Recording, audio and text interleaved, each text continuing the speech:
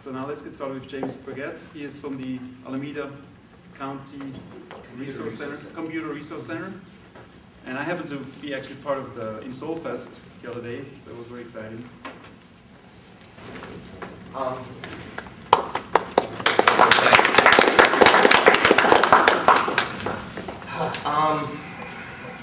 If any of you are wondering who the hell is the guy in front of you and why the hell he's here, I must say that I share the second question. I run an organization that for the last 14 years has been giving away something on the order of 1,200 machines a year to various schools, nonprofits, underprivileged homes, handicapped individuals, developing world countries, anybody who can give us a reasonably good excuse or couldn't escape fast. We have computers on every continent on Earth, including Antarctica. And for the past 5 years, we've been an exclusive Linux house. We used to fight and dig for licenses and hope people weren't noticing and get threatening letters. About 5 years ago, we went to SUSE. SUSE went over incredibly well, but Novell bad. And we're now firmly in the Ubuntu camp at this point. We've been in Ubuntu for about the last 2 years. And we've given away something on the order of 2,500 to 3,000 computers under Ubuntu. Going from Breezy, and I'm currently beta testing, they call it Hardy Parent now, on the machines in our internet lab.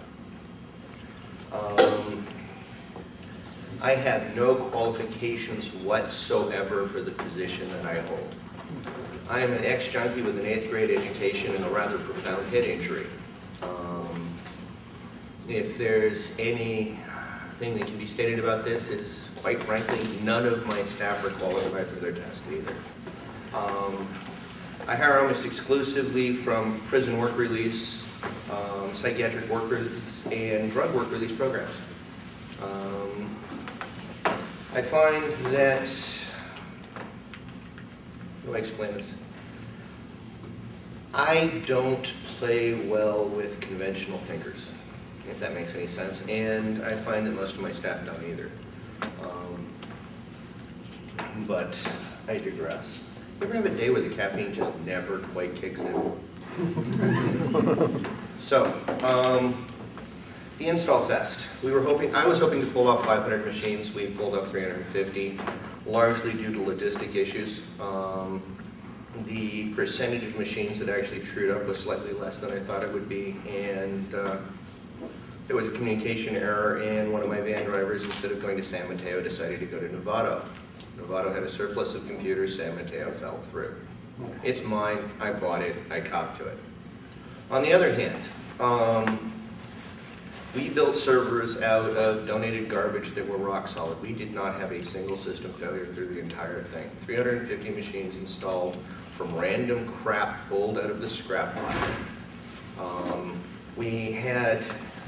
The errors we had were between the keyboard and the seat. We had people who didn't do the spec. Oh, caffeine, thank you. Jason, he works for me, you've been warned. Sugar? I'm good. Okay. Where was I here? The machines worked rock solid, 350 machines. We had mistakes where people would put machines where the system spec was extremely out of spec. I have learned that you can actually load Ubuntu onto a K6-3 with 64 mega memory. Wow. I can specify this. It will work. It will load across the server. As to whether or not any application will load past the desktop, I make no such statement. But I have seen an Ubuntu desktop on a 486 K6 3D. On a K6 3D. The nasty, well, actually I loved them at the time, but by modern standards, the nasty little AMD processors that could. We also, let's see, yes, I'm the guy who built the vegetable oil-powered supercomputer at MakeFair 2006. I'm also the guy at MakeFair 2007 who showed up with a video wall made out of garbage and, for some reason, obsessed on his methane and propane-powered hearse. We get an unbelievable amount of garbage in the front door, and we try to find uses for it. We also build supercomputers. We came fairly close at cracking a decryption program, decryption award a while back. We came in like 5th. for a junkyard in East Oakland, which is where we were at the time, that did pretty good. Brag points. If cheaters are still around in 100 years, it's because I diverted some toxic waste and handed it to the people who are doing genetic surveys. Latvia, Lithuania, and Estonia have probation and parole departments because I provided the hardware they use to administer those systems. I have been told that because of what we did, people who had been locked away and forgotten since the time of Stalin have been released.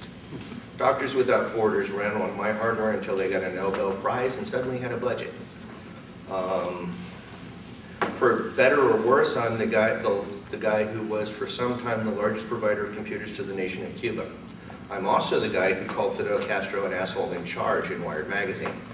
This did not go over well, but I like to think that it kept me ideologically pure. Other things. We divert 300,000 pounds of toxic waste from the waste stream every month. I think I've already stated that we've given away over 16,000 computers so far. I have computers in, I think I stated, every continent on Earth, including Antarctica. We gave computers to a Chilean expedition that was studying ozone depletion. Every school district in California's got my hardware. Every state in the union's got my hardware. We recently got into a rather profound pissing match with the state of California's Department of Toxic Substance Control because they told me that I was stockpiling toxic waste. And the pallet that they specifically stated, anybody into collecting hardware here? We got people who are into old stuff? Okay, one pallet. Okay, 4 complete next cubes. Okay, an Altair. Okay, 3 Osbornes, and admittedly there were a couple Minitels on there and they're pretty much crap, but okay, this is what the DTSC told me was toxic waste. Okay, this is what the DTSC told me that I was illegally stockpiling. We've also been stockpiling nickel metal hydride batteries because you can bond hydrogen to them. Okay, and I'm the guy with the methane powered horse. I'm the only guy you'll ever meet who got a 1969 Lincoln Continental to run on hydrogen. Not for very long, not for very well, but I definitely did. We actually made hydrogen in-house too. We stuck, anybody, do you know what happens when you put aluminum in water? It oxidizes almost immediately. You get an oxide layer, the hydrogen is released, and then the chemistry stops. Do you know what happens when you throw sodium hydroxide into that mix? You get a secondary chemical reaction, which causes an exothermic reaction on the surface of the aluminum, which causes boiling, causes cavitation, rips the oxide layer off, and you're back to square one and hydrogen's bubbling out of your tank. We took a 55-gallon drum, filled it literally with Coke cans and Drano. Okay. Ran a pipe over, ran it through a bubbler, ran it to a carburetor stack, ran it directly into the intake manifold on a suicide door 1969 Lincoln Continental. Turn the key, the damn thing lit. Admittedly, it has nothing to do with Linux whatsoever, but I like to brag about it anyway, and I can at least claim its reuse. Feel free to check my act. Feel free to check where I'm giving computers to, who I'm giving computers to. Feel free to recommend computer placements to me. We currently have a focus on schools because that's what the Install Fest was focused on, but we don't draw the line there. I'll give computers to individuals, I'll give computers to organizations. I tend to try to avoid bureaucracy, so if you've got a school, I'd rather hear from a teacher than the school board or the school district, because they're insane. And as I may have warned some of you earlier, I'm going to cut for questions pretty damn quick. So start thinking them up or we're all going to be really bored soon. Go for it. So so at one point you'd explain to me how the process works with recycling the monitors and the sort of the backwardness in California's approach to. Okay, thank you. And I'll remember to actually feed you that next time, so you don't have to make it. Anybody know about the little fee they charge when you buy a monitor at the store? Or the state of California's electronics recycling law? No. Okay. I am a participant in that system. I am a fully credited participant in that system. And I'm going to tell you that after 15 years of experience in the field, that it is quite possibly one of the most mind-numbingly stupid things I have encountered. Okay? And I was brought up on the dole on government subsidies. So I actually have a fairly deep, I can handle, no, I can't say I can handle. I have encountered huge amounts of bureaucracy in the past. So let me walk you through what SB 20 is supposed to do, and then let me walk you through the horrific reality that has occurred. Okay. You go and you buy a computer, or you buy a monitor, and the state of California charges a fee. That fee is based on the diagonal measurement of the monitor, and it ranges from $6 for monitors over 4 inches to no more than $10 for monitors over 19. All right, you with me so far? Okay. A 17-inch monitor weighs 35 pounds minimum. This is a very conservative number. Everybody with me? The state of California will charge $8 for that monitor when you buy it, okay? And that's supposed to pay me, the recycler. I'm the collector. We are certified as a collector and a recycler, but the rules are so crazy we're avoiding the more bureaucratic part. That $8 is supposed to pay me, pay the recycler, pay the state bureaucrats who oversee the program, pay the DTSC that enforces the program, right? Well, the state pays 48 cents a pound to the recycler. Now, if the monitor, they collected $8, the monitor weighed 35 pounds, and they're paying roughly 50 cents a pound. Is this a whole room full of new math, or am I the only guy? You guys are getting this? Okay. Now, what's even more entertaining is that every television, monitor, and display that existed in the state of California before the law was enacted is eligible for the system. Okay? So let's walk through your life, just for a moment. Now, I'm going to assume that these numbers are conservative because this is a Linux users group, and I'm sure all of you have closets full of rooms of shelves that blink and such things. So, we're just going to count the monitors and televisions. You have a TV in your living room. You probably have a TV in your kitchen. There's something in the garage or the attic. Something in your bedroom. Okay? If you got a den, you got at least one, but let's face it, you got the monitor and then you got the TV that you hope people think that you're actually working with the monitor. So what are we at, 5? Okay, 5. So, they collect about 50% of what they need to dispose of the monitor you just bought. Okay? But that fund is also supposed to subsidize the disposal of at least 4 more monitors. You follow? Okay, so we've gone from bankrupt into... Can it be safely said that... Would it be safe to assume that I'm not a Republican? Okay, so I'm going to state this, and some people will be offended, and that's probably why I said it. Yeah, this is like Bush economics these days, or I don't know. You can drives me nuts. Let's just simplify this. So you got 5 monitors for every fee that's collected, and has everybody been paying attention to HDTV? Mm-hmm. 2009, every TV in the state becomes obsolete on the same day. Okay? The state of California has already announced that they're collecting less income than they're spending on this program. Okay? We've got this huge avalanche of toxic waste coming. And the reality of the situation is... You can buy convertibles. Yes, you can. And it costs... What is it now? It's at Radio Shack. It's $59 each. I did receive my credit card $40 each, so I get $40 off. So I got but Sanyo's announcing a $75 HDTV. So how many people are going to do the conversion? And would it even with the conversion box, where you're going to end up with the ability to see HDTV signal, you know, corrupted, brutalized, shrunk down, and Even if there were a whole bunch of people who felt the environmental need or thought it was a waste or something like that, we're still looking at an unbelievable wave of lead-bearing cathode ray tubes, and the state's going to go bankrupt on it.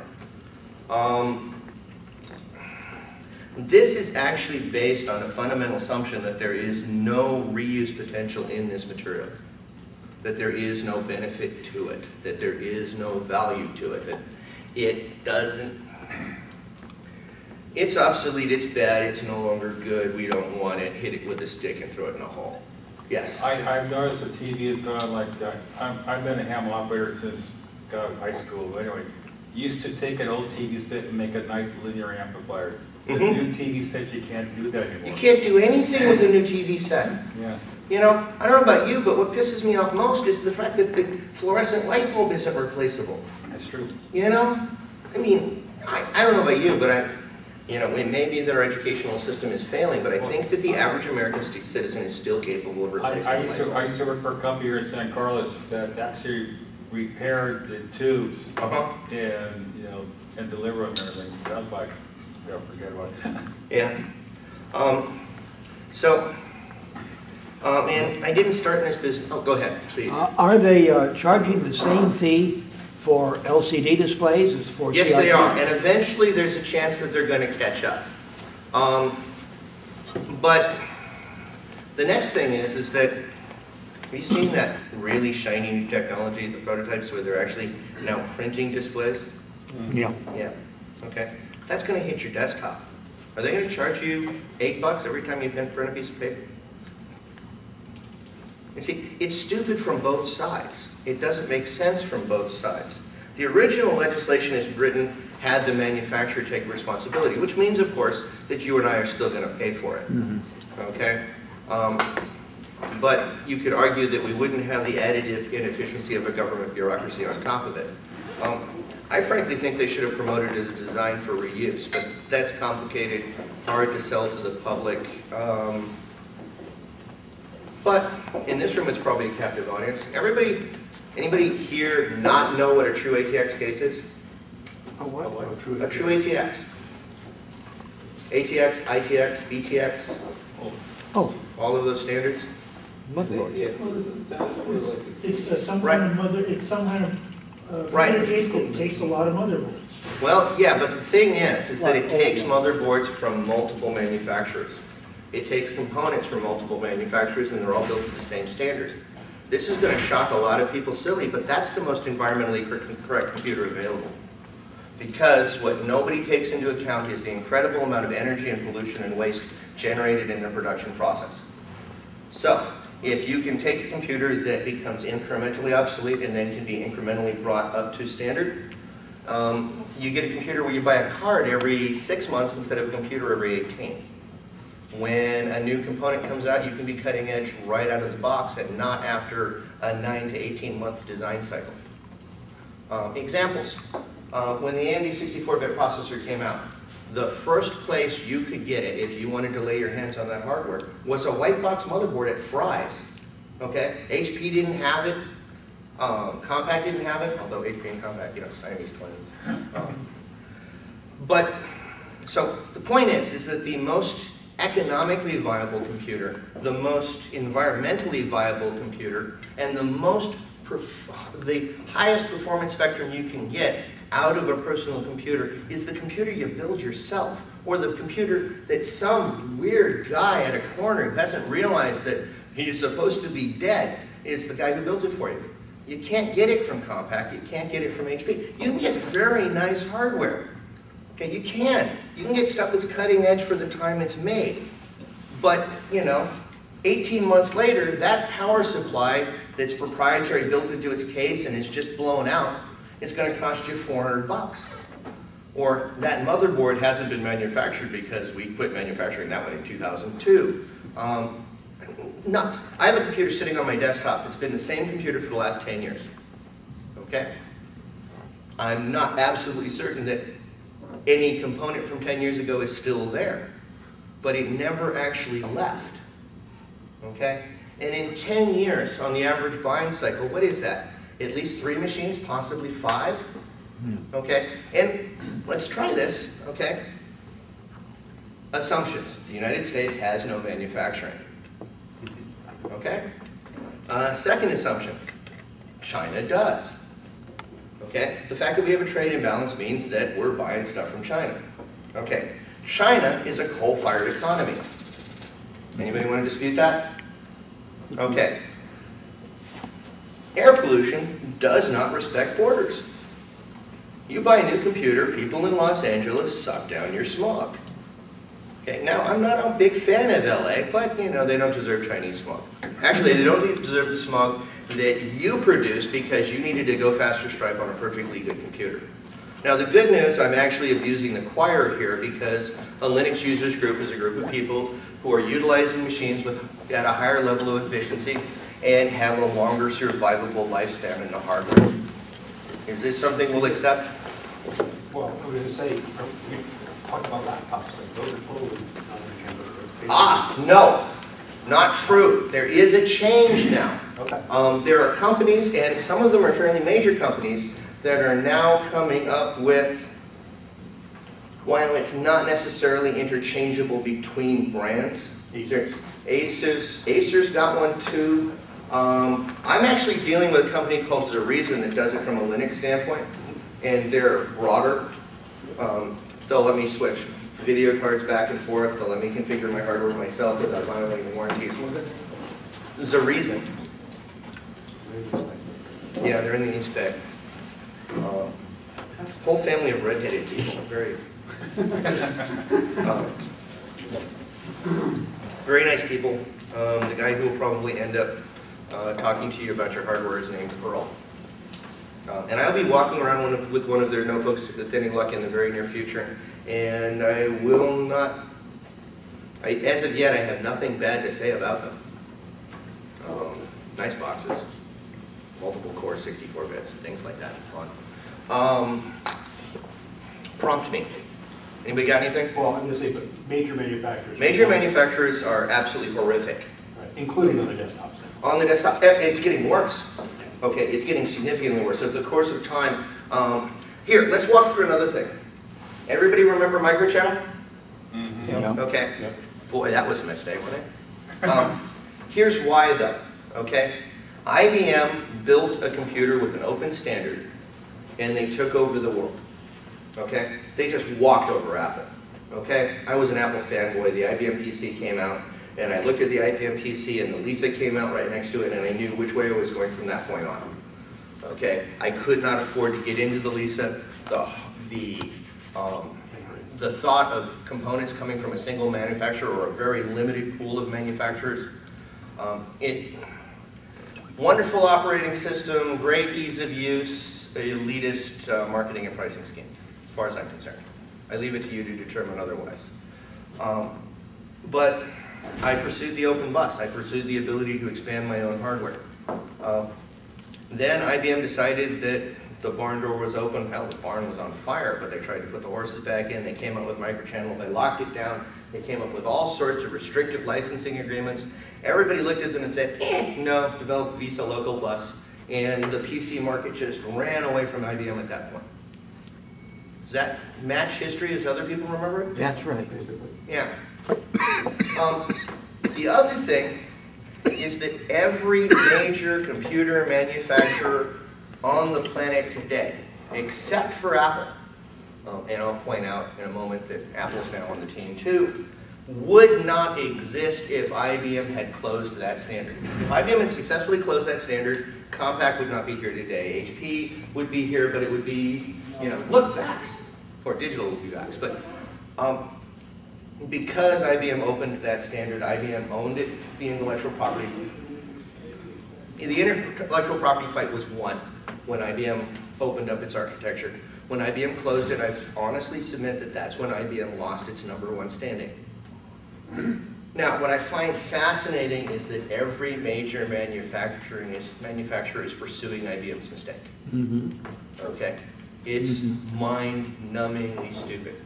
And it's going to come down on them as a profound environmental problem because people, I believe, are finally beginning to understand that you cannot manufacture your way out of an environmental problem. Now that doesn't mean I'm saying that industry should stop, we should all start eating our meat raw and living in trees and things like that. That would be mind-numbing.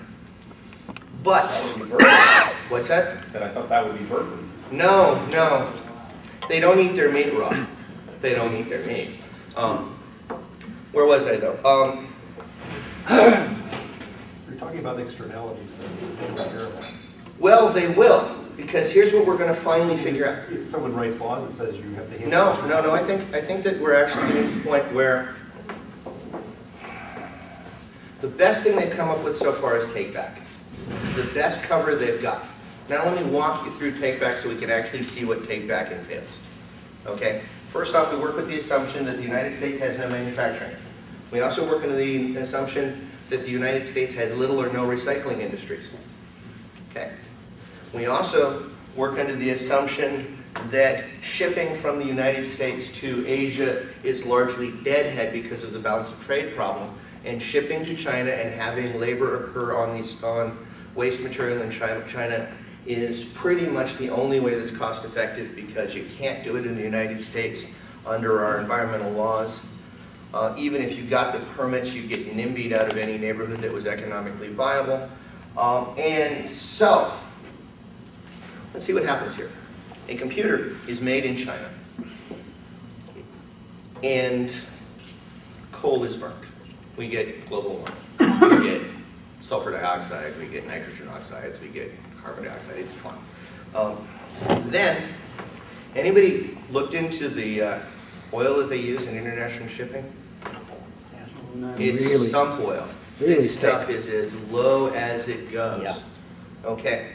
And that's what we use to ship this product across the Pacific. Okay. It comes here. Okay.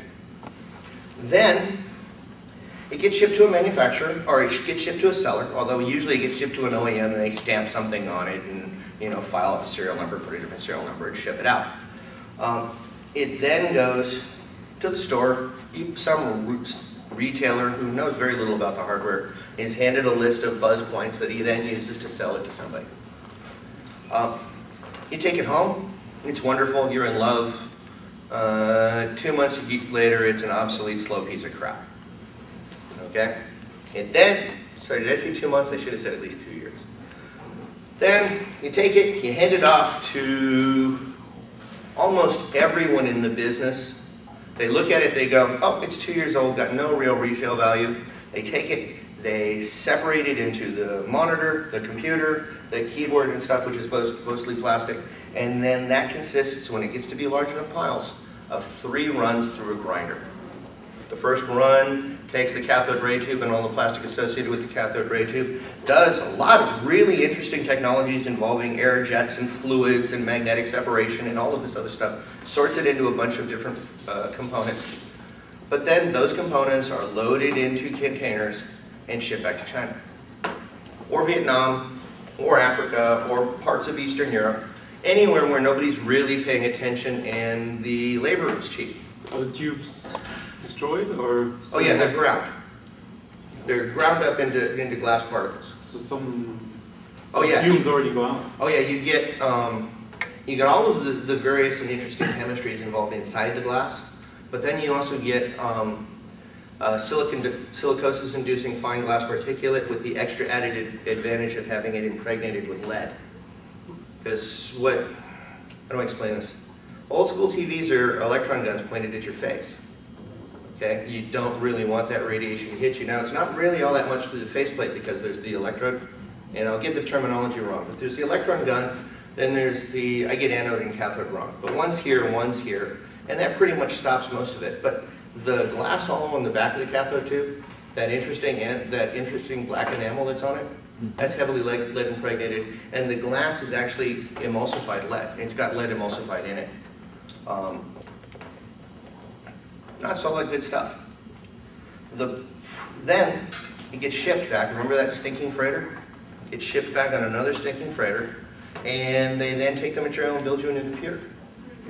Okay, now I'm probably, voiding upwind on this one, but if those people had ATX type machines, the number of ships across the Pacific would be fewer. the number of machines produced would be fewer. The environmental damage would be fewer, would be smaller. I'm not saying that it would be a major thing, but I think that we live in a world where a bunch of minor things are what we need. I don't think we're going to get any quick fixes. I think we're going to end up doing a bunch of little things. And I'm not all that eloquent a speaker, so let me see if I've got these points across. Do-it-yourself is cheaper. Is that accepted? Okay. Do-it-yourself is more powerful. Okay. Do-it-yourself is more environmentally correct. Anybody want to argue me on that one? But it's not as profitable in manufacturing. Yeah, I'm sorry, I'm not a manufacturer. I know you're not. I know, but neither are you. Or are you? I'm not a manufacturer, I just would say that you're absolutely calling it correctly, except that as you were getting ready to point out anyway, they're all running down that same proprietary path. Yeah, and they're doing that because they get to keep all the repair revenue. They get to keep all of the, in some cases they're even getting to the point where they're putting their own devices and special drivers in there like Sony does. They get to keep all of that revenue in that turn. And the other thing is that the machines actually wear out faster because they can junk them and force you to buy a new one. Oh yeah, and the thing is that with California's environmental law, when I'm in a really depressed mood, I look at it as an obsolescence subsidy. Okay, because the state of California will pay Compaq to solicit you to give them their computer so they can destroy it and sell you another one. The state of California pays them. They pay me the same fee. Interestingly enough, here's one of the financial problems I work under. The state of California and various recycling streams will pay me between $35 and $40 every time I destroy the computer. Straight up. I make 25 bucks off of the monitor almost every time, and then the rest of it works out to be between 10 and 15 bucks. Do you know what I get for refurbishing one and giving it away? Nothing. Absolutely nothing. I pay for the labor, I pay for the time, I pay for the warehouse space, I pay for the insurance, I pay for the shipping. And about 4 months ago, the State Department of Toxic Substance Control walked into my warehouse and told me that I was illegally stockpiling toxic waste. Needless to say, this made life quite surreal for a while. I learned a couple of things. I learned that even if your argument is correct, calling your opponent a tax-sucking cubicle wart does not go over well. It was cathartic. It was cathartic. And I never actually technically retracted it, but the negotiations would have gone smoother. We won. As far as I can tell, we won. All complaints have been retracted. I am no longer being told that I need to throw away my museum. I'm no longer being told that I need to throw away the stockpiled hardware. But I'm waiting for the next mind-numbing piece of stupidity. We ran this company as a completely self-funded organization for 10 years. Okay? And while we weren't making money and our budget was relatively small, I don't think I ever cleared $70,000 a year for the whole organization for the first 10 years. Then SB 20 came along, or actually, no, there was the year before the dot-coms finally exploded. We got a couple of really big donors. They just handed us warehouse fulls of stuff, and we actually cracked $1.2 million gross that year. That was the biggest year we ever did. Then the state came in, and they made disposal of the material illegal, but they put no funding mechanism in place. So for about 9 months, we just bled money. Unbelievable amount. I went from, I believe it was about $200,000 in the bank to $500,000 in debt. Then they finally started paying for it. But they only pay us to kill. They only pay us to destroy. And the other thing is that we've got a lot of people who've now gotten into business whose sole purpose is to grab the shit, excuse me, wrong term, to grab the material, haul it up to grinder and grind it, collect that state paycheck, 50 cents a pound. So that's what's going on. All kinds of places have sprouted a sign saying, we take your used computer. Yeah, think about it. That's Every monitor is a $20 to $25 bill. Okay? Every TV is, they pay by the pound. You know those big screen projector TVs? Those are 300 freaking pounds. Do you know what would happen if you were to buy one at a thrift store? You know what they charge you for the California wood recycling fee? $10. Do you know what they pay me? $150. But only if you destroy it. Only if I destroy it. Although interestingly enough, with flat panels, the logic makes even less sense. Because with a flat panel, okay, the whole reason they're doing this is because monitors have lead. Okay? A study down in Florida took a bunch of monitor glass, granulated it up very fine, and then fed superheated steam through it. The image, which is grossly simplified, is basically taking a bunch of ground monitor glass and putting it in an espresso machine. Okay, this is to simulate years and years of exposure in the landfill. They found lead. Totally okay with that. Lead in the ground, landfill is fine. I'm doing my best to stop it. But there's no lead in the display of a cathode of a flat panel. Some technologies, but the average notebook has no lead in the flat panel. So what they did is they ground the whole notebook and then found lead in the particulates from the circuit board. Okay? That's how they decided that it was a lead-bearing display. Now, what's interesting is to certify the destruction of a notebook, I have to destroy the circuit board, not the display. Okay? I'm even allowed to take the display and put it on another object, sell it, collect the fee, put it through the system again. Okay?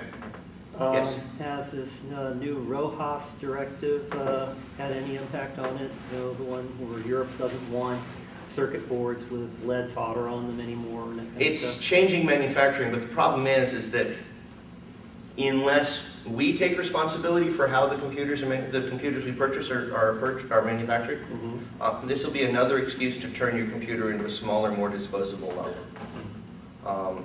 Again, obviously I have a bias here. My entire business is dedicated to doing something very different. But that's what I've seen every time. Every time the state has gotten involved. What the state should do is the state should say, this is what you're not supposed to do. Okay? I submit that when the state tries to solve a technical problem with bureaucratic solutions, they screw the pooch. And in this case, they've done it quite badly. The law involving California's cathode ray tube disposal was written by the people who did the bottle bill. There are differences. There are rather significant differences. There's more resource recovery in a cathode ray tube. Let me give you an example of how waste has come up. Before SB 20 came down, I was quite possibly the used monitor king of Northern California. Every monitor that I could lay my hands on, light, test, and put back into the market, I did so because that's where my bread and butter was. And it was a tight, tight margin. I would probably spend $2, maybe $3 on every monitor truing it up, and then I'd sell them in bulk for $5 to $10. Okay? Not an incredible margin, and I'm not taking... You test them? Oh, yeah. Yeah. Would you sell it? Now that SB 20 is down, is here, okay, I only test the monitors that I need for charitable placements. I don't test all of the rest of them. There's no economic incentive in them. There is no market for used monitors anymore because the state of California pays more than the inherent value of a used monitor to destroy them. Okay? I can't sell $10 monitors when the state's paying $20 to smash them. There's no incentive there. Have you been to the used computer stores lately? Notice that they're not what they used to be? That's because your tax dollars are grinding up all your toys. I know that's a simplistic statement, but it's true. Ask me more questions. Well, No? well, I've seen a real active trade of people buying computers being marketed at the University of California, San Francisco Medical Center auction process. There's a population of guys and women showing up every week to buy the computers and ship them to the Philippines. That's one of the target destinations.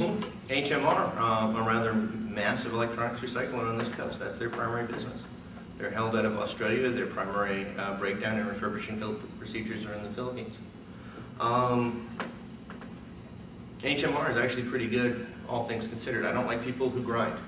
I don't. But the grind of there's a real market for the $200 computer in Philippines. I submit that there'd be one here if we had access to one. Would you the article today in the Chronicle where California flunks computer access test, in which basically there aren't enough computers in the school? I know. Isn't that fascinating? Yeah. Yeah, we're in a situation where we're paying to destroy hardware that's better than what our classrooms have. Okay. Okay? So just, it goes on.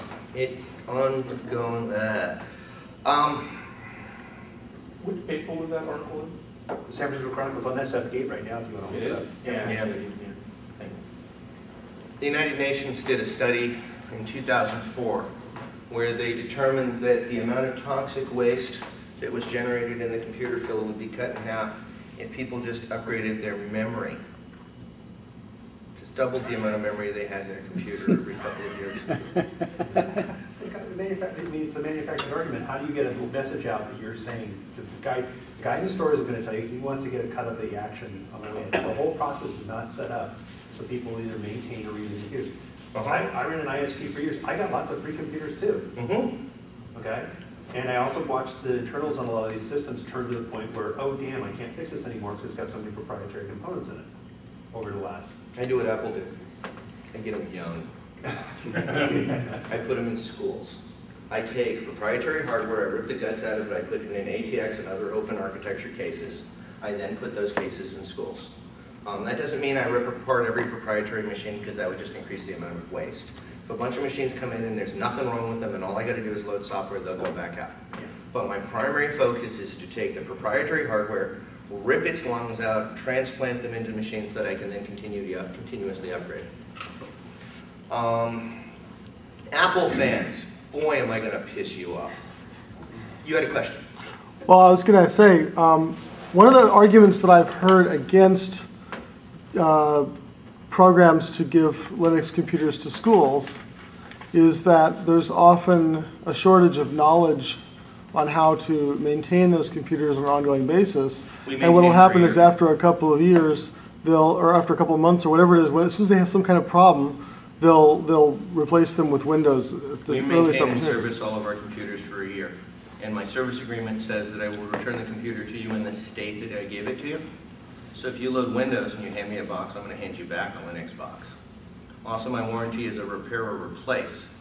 So if you don't back up your software, the box I hand you may not be the same box. We found that providing the service agreement made life a whole lot easier. And at the end of the year, we don't cut you off. We usually just try to swap out the box for a box that hasn't got the wear on it, and then recondition the box that we gave you last year. It is an argument. It's a valid argument, but all of those arguments were also applied when the computers were first being put in the schools. The arguments were surmounted then. The arguments will be surmounted now. Frankly, one of the depressing things is that the United States is significantly behind the curve on Linux adoption. Okay, schools outside of the United States, the only problem I have in putting computers overseas is shipping. I have no problem with demand for computers overseas. I have a problem with demand for computers in the United States. I find that I encounter school districts that have service contracts that require that they don't put anything other than Microsoft product on their network. I find that I have IT managers that got a certification from some freaking diploma mill. Oh, for future reference, I don't hire A+ graduates. Okay? Good for you. My standard test when somebody comes up and they start waving the certificates, they've got this big box in the middle of my tech room, which is the Gaylord, which is where the broken stuff goes. I reach into the box, I grab a random part, I hand it to them, and I gotta tell you, 7 or 8 times out of 10, the A+ graduate cannot recognize this freaking component. And this is their supposed stock in trade. And this isn't a box of, esoteric stuff. This is commodity computer parts that we've ripped out of machines, thrown in the Gaylord to send off to the recycler. It's not that hard, not that difficult. I'm also finding that, okay, here again I'm speaking to a room full of people who are already converted, but computer repair just isn't that damn hard. It really isn't. Configuring it can be difficult, but computer repair. I mean, let's face it. You open up a computer, there's like maybe 10 parts. You don't actually fix any parts. Anybody want to go get computer service by a guy who reaches for a soldering iron? I don't know about you, but I'm freaking running. Nobody actually repairs anything. The whole thing is a rather simple logical tree. What doesn't work? Oh, you know, monitor don't like. Monitor, video card. Oh, computer's not making any beeping noises. Computer's toast. It's just not hard. I honestly believe that if I could get somebody who had reasonably good sign language, I could teach Coco the gorilla to build computers in less than 3 days. I have taught people who have never touched screwdrivers. I have taught third-generation welfare recipients how to build computers in less than a day. Admittedly, there's a lot of makey learning, and they have no real idea what the concepts are. But you get them the ability to actually put the pieces together, and they have a structure to build to hook the concepts to. If that makes any sense? Little known fact, and I'm probably going to get a couple of the details wrong. When the IBM PC was originally developed, it was not all that popular with IBM. And one of the things they did is they had a really nice manufacturing facility in Malaysia, but they built the facility and they hadn't yet gotten the educational system together. So they had a state-of-the-art assembly facility and unskilled labor. You ever notice that it's really, really hard to put the wrong component in the wrong slot on an IBM XT, and that all the slots are uniform and standardized? You know why? Because that way it didn't matter. They could hire the local staff. They could run the facility. It was the tool that IBM gave them. PCs are just not difficult. Am I running out of time? No. Oh, okay.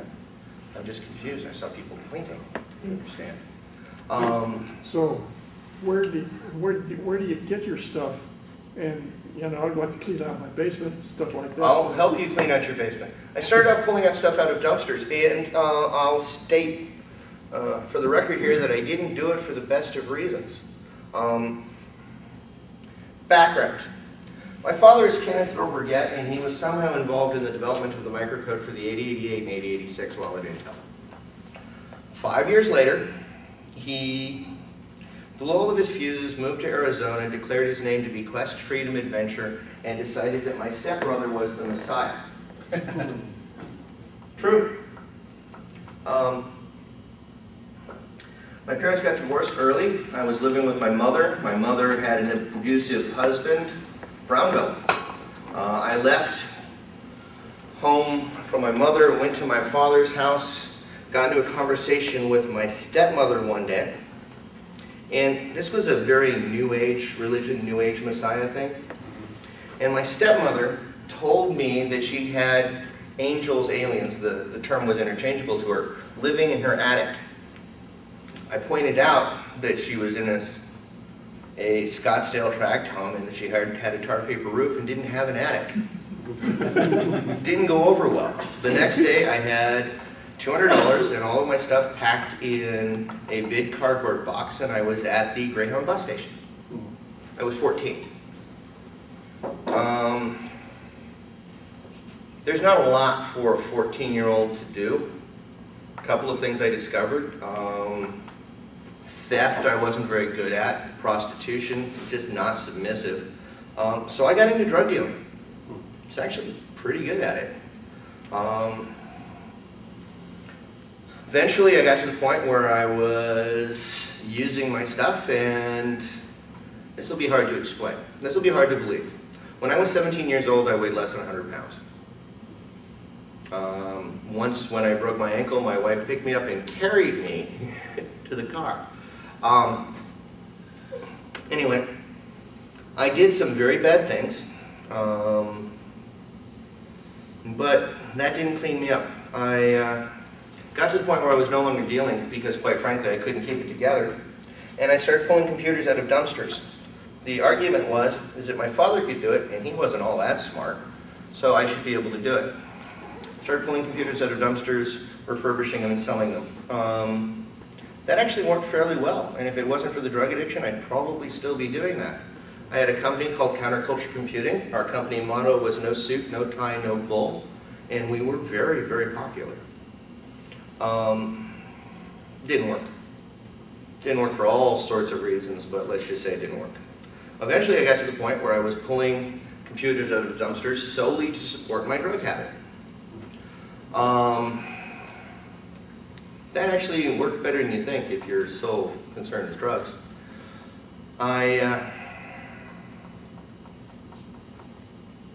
People died. People died. It did not go over well. Things got worse. I started doing more drugs. And somehow, I ended up with a bunch of machines that weren't really worth refurbishing. I mean, they worked, but it was, you know, 286, 386 time. And this was a truckload of XTs.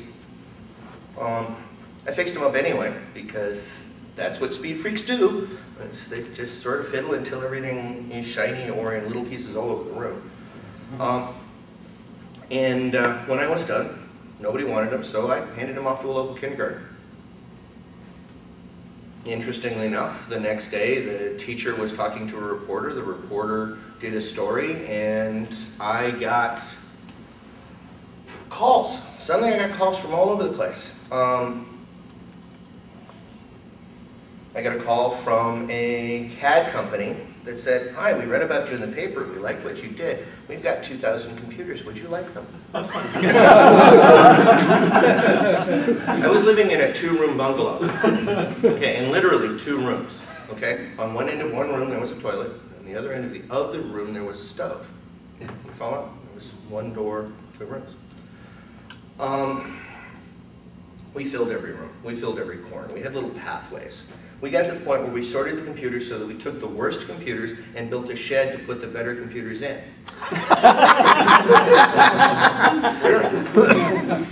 Years later, we brought that back and took a bunch of computer cases to Burning Man and made a castle with battlements and the whole thing out of computer cases. We had Macintoshes mounted on spikes along with the very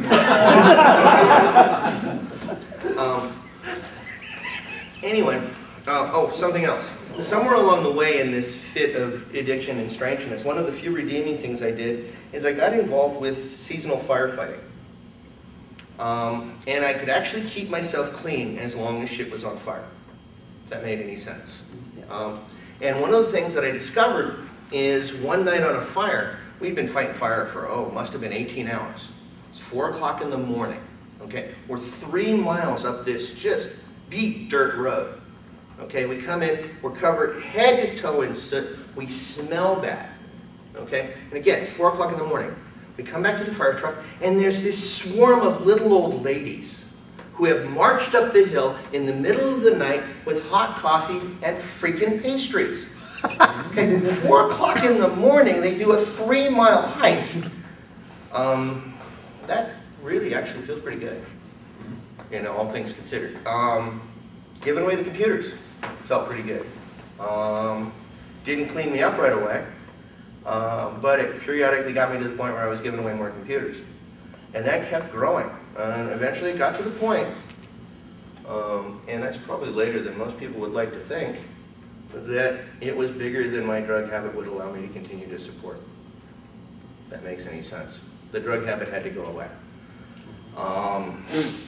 Since the drug habit's gone away, I found that I can really cynically manipulate it to get drug treatment programs to hand me over their people. If you'll excuse that blatant. I have a hard time embracing anything I do as anything other than cynical. People have disagreed with me in the past. They're not paying attention. I can get people out of drug treatment programs. I can train them.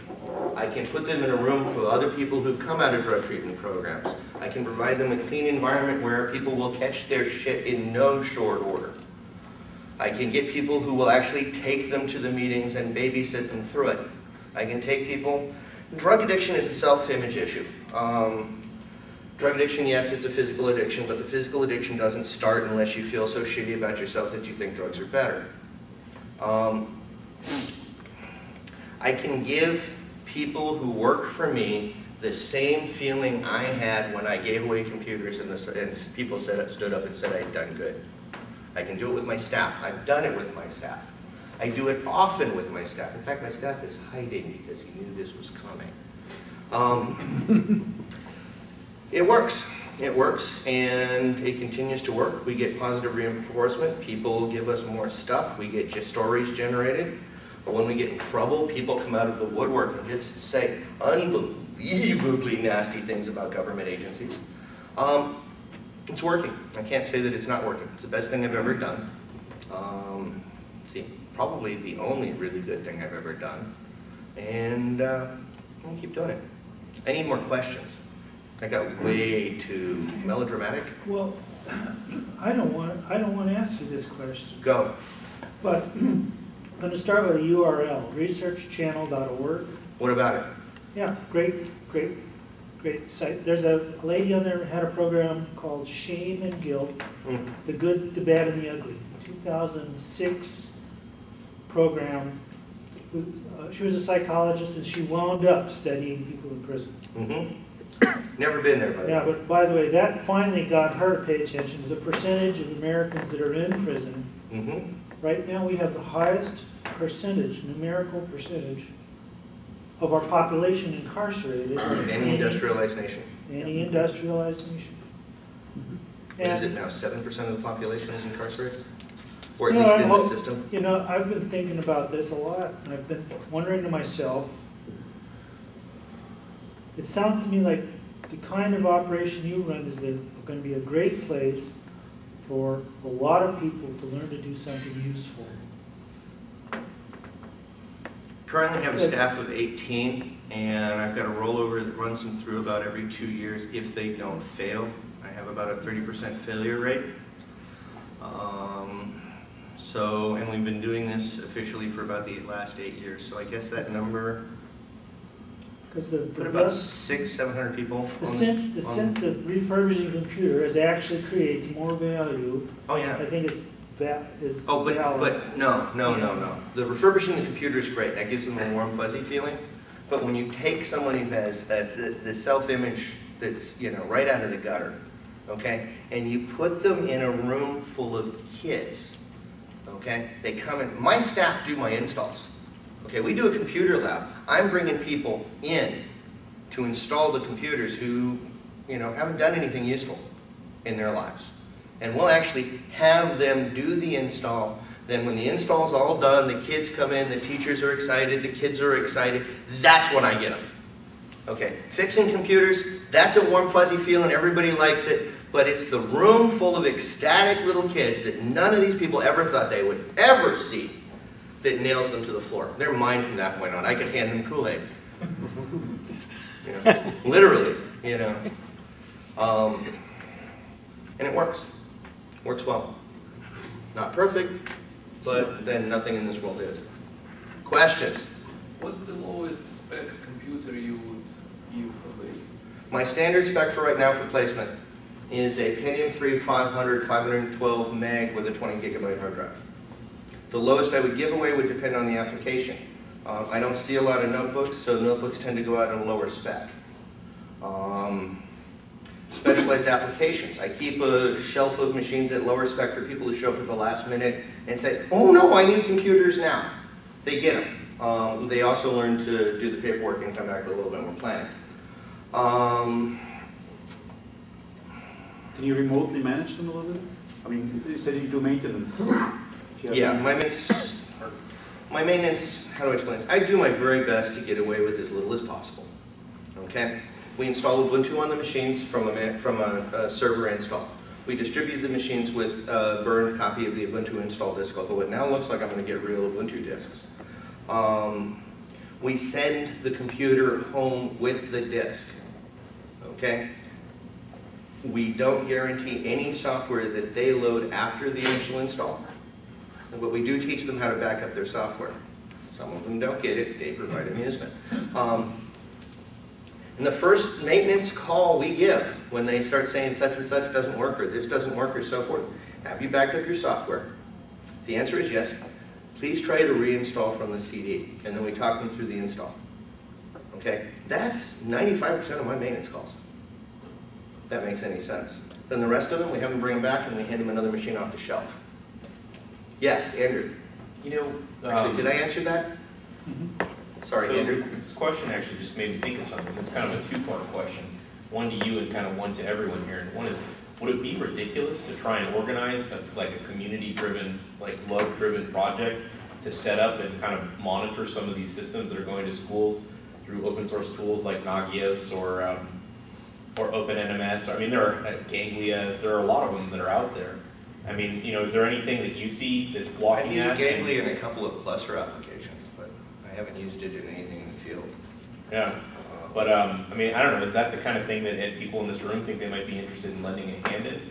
If we were to figure out how to maybe make that work? Or am I just making things up again, which I am very young to do? Well, because I've had a little dealing with some of the schools and stuff, and I keep running into problems with what they do and don't want you to have access to. A lot of times they are much happier to take the machine from him and have it on their network, and then knowing that no one else is going to be able to get into it, they feel better about that, has been my experience. Well, What you're asking for in the remote monitoring stuff, they get a little... yeah, they're going to have a problem with it. And frankly, we've got so many problems with just getting Linux in the schools right now. This has been a problem, actually. I may have already touched on this. I've gotten to the point where I'm no longer giving to school districts, I'm only giving to teachers. Teachers will bend and break rules to make the classroom work. Administrators tend to make the rules, have a vested interest in the rules. And they also tend to be the people who are looking at the contract that they signed or the policy from the administrative office or something like that. Well, teachers are more interested in just getting it done. Well, good teachers at least. We get teachers who are not good teachers. I've also found that if a good teacher has a classroom full of computers, then the good teachers around her are knocking on my door. And I apologize for the assumption of a female name. It's just most of what I'm getting at this point are women. Questions? I can relate to that. I'll name this school, Sequoia High School in Redwood City. Mm-hmm. I'm a graduate from there a long time ago, but the thing about it, when I was in, we had an amateur radio station, full big beam, the whole 9 yards. The antenna is still there. The coax is still there. The radio is still there. There's been at least 10 of us amateur radio operators have been trying to talk to the principal to volunteer our time to show the kids how to use that equipment and hopefully get their license. I got more equipment for you too. But the whole 9 yards, that principal doesn't give a damn. All she cares about, you can approach her with some Latin bullshit stuff. She'll work on that immediately. But when you want to work on something, technology that doesn't cost the school, but they already have the equipment. Well, they were getting paid by Cisco to train people at Sequoia. Not anymore. They stopped doing that? Yep. Okay. So Sequoia had the best linker left. And the ironic about the people in San Mateo County, in the Sequoia district, there was a bond issue that just came up. They're going to build a whole new technology center. Mm-hmm. They tore one of the Yeah, and they won't be able to staff it locally. Yeah. But I got another question on the rebuild and taking people who've never seen a computer or motherboard, etc. Do you see a trend where people are starting to tinker more? That's another thing we're deeply involved with, is what's now called the maker movement. People are tinkering more. Whenever I'm not being depressed, bear with me, I have a steel ankle, so I'm going to get off his foot. Well, 14 pieces. Let's look at some of the good things that are going on. I submit that between the internet and the do-it-yourself movement, we're looking potentially at a new renaissance. I am encountering people, information, and ideas so widely spread that I've never seen anything like it. You know, I'm probably not the best guy to speak on it, but... Well, I can attest to that. There's an amateur radio club called QRP. Mm-hmm. It's really low power stuff. People are making half-watt transceiver, half the size of this bottle. Mm-hmm. But the whole idea of people building them, the winding little coils. Mm-hmm. We started with a membership probably about 65 members, we're up to 700. Yeah, no, it's growing. I mean, look at Make Fair itself. First year it was 20,000. Second year it was 50,000. This year, 70 to 100,000. They had to extend the hours. We're not going to be running late at night. From what I got from the first Make Fair, I figured out I was able to build a hybrid rocket motor using gaseous oxygen and printer toner. Found that rather amusing and really quite energetic. I've got the final tweaks on the hydrogen generation experiment for the Lincoln from Make Fair. I built a small wood gas reactor. Oh, by the way, printer toner is great stuff from an energy standpoint. Amazing stuff from an energy standpoint. Anybody here ever heard of pyrolysis? Yes. Okay. You can actually take anything that burns, put it in a reaction chamber, heat it, restrict its access to air, and what will actually happen is a flammable gas will come off. And technically, in some ways, wood doesn't burn, paper doesn't burn, gets hot, releases a volatile gas, that gas burns, roasts the wood, the process continues.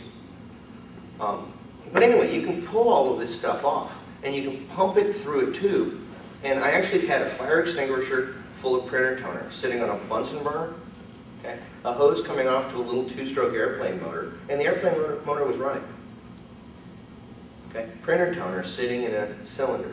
There's a guy by the name of Jim Mason, who I met at Make Fair, who has a 1973 GMC truck that he drives around, and he looks for the most offensive things he can. The day I met him, he was running on horsehair. Man, it was nasty, but it ran. You know, it was amazing. I've seen him run on walnut shells, coffee grounds, anything, hydrocarbon, eat it, run on it.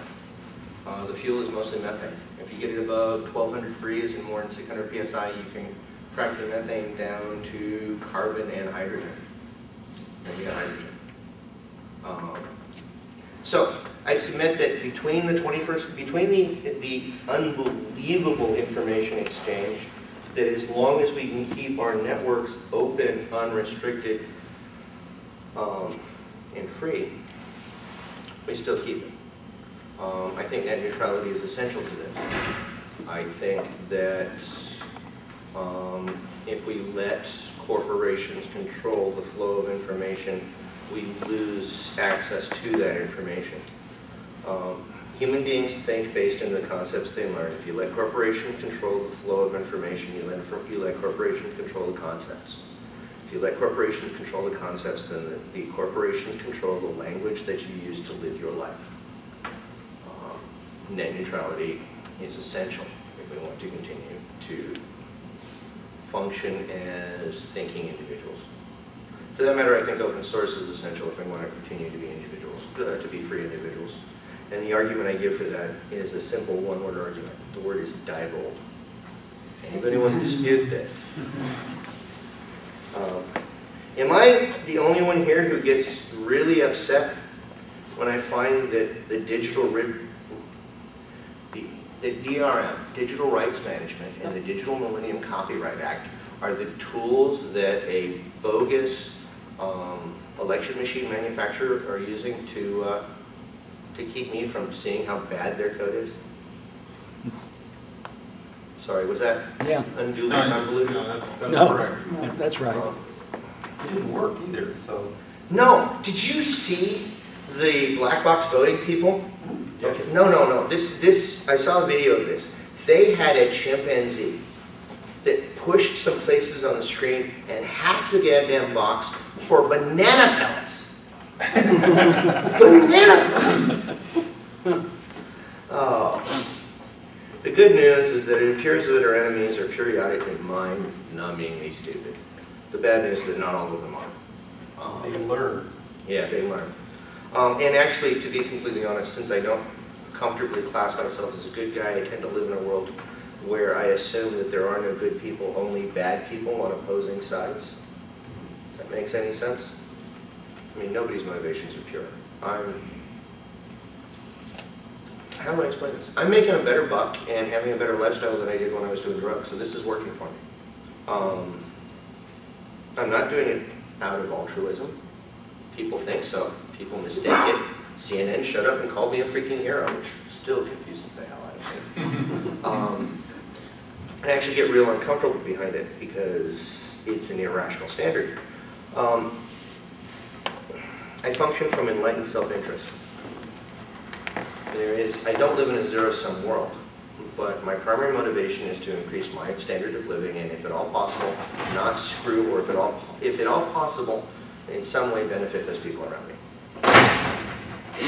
But it's me first and foremost.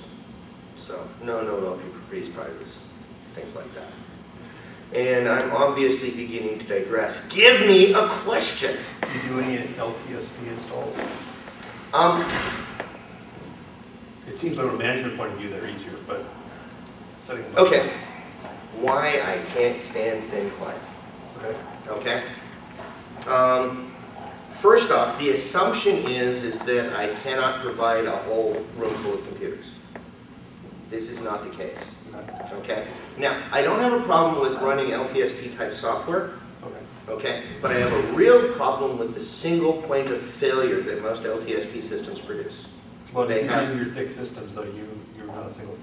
Well, what I would, and this is the point. Please note I said why I hate thin clients, and a lot of them are thin clients. They're doing, oh, if we pull the hard drive, we'll save a couple of fractions of a watt or something. Most of the thin client networks that I've seen that have pissed me off have been a room full of reasonably accessible hardware and one expensive mug of a server. Okay. I submit that you're better off coming up with a slightly lower performance server, or actually no real server at all, and just saying this machine is the server. Okay? And when that machine goes, and you can do that by making all of the machines real computers, and so you're not shipping open office across the network every time somebody tries to open it, and you don't need to put 4 gigs of memory in a client. Gee, we'll save money that way. You have a hard drive, you have the applications, you still can run the client server application software. You can still maintain the farm machines. You can even rig it so the students can't get into the hard drives. Okay? But when the machine boots up, its applications are resident on that hard drive. I don't need a gigabit network. I can run everything on 100 base T. Hell, I can run everything on 10 base T if I wanted to. Would the issue that seems to come into place, at least from the school's point of view, is that individuals' machines end up diverging because of what the students do? I understand. Please note I restricted the hard drive. Okay. So, okay. It's difficult to, you can restrict it to a point, but usually not as much as they would like. It's been my experience. I cheat. Okay. I take a CD-ROM, I move inside the case, I put the Ubuntu CD in it, and then I put a bezel in front of it. Okay. That's a cheat. It works too. It works like a charm. Okay, those machines are rock solid. They're virus proof. They're everything proof. Whatever they do, it's only temporary. Flip the switch, come back later. But I leave the hard drive in. You're putting off the CD essentially, right? Right. Yeah. I've also been known to put the ISO of the CD on the hard drive, and then just boot the live CD from that. That works quite well.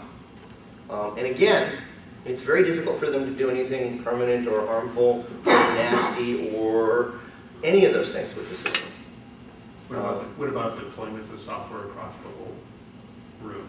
Well, as I pointed out, I'm not adverse to you having a network. Okay. I mean, the network is a management problem. It's not I understand that. And what I'm basically trying to point out is that if you make the machines true machines, you can have your cake and eat it too. Okay. I don't have that single point of failure, and conceivably, I don't have to have all of the services running on this server.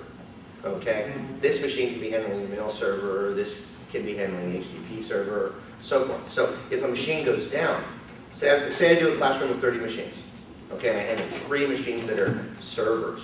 There's no difference in specification between the machines that are on the desk and the machines that are here, okay? When the server goes down, I have a class of 39 computers until the teacher calls and I hand her an identical box, okay? From a maintenance standpoint, it's ridiculously simple. Well, not ridiculously simple, but from where our position, it's a simple solution. And the, oh no, the server is down, nobody can do their homework, never happens. Okay, worst case scenario, I go to one of the, worst case scenario, I then start doubling up services on a machine, and I still have every desktop. Okay, some stuff might slow down, but class goes through, kids get their assignments, education continues. Like I said, my major concern is the cost of the core server and the single point of failure.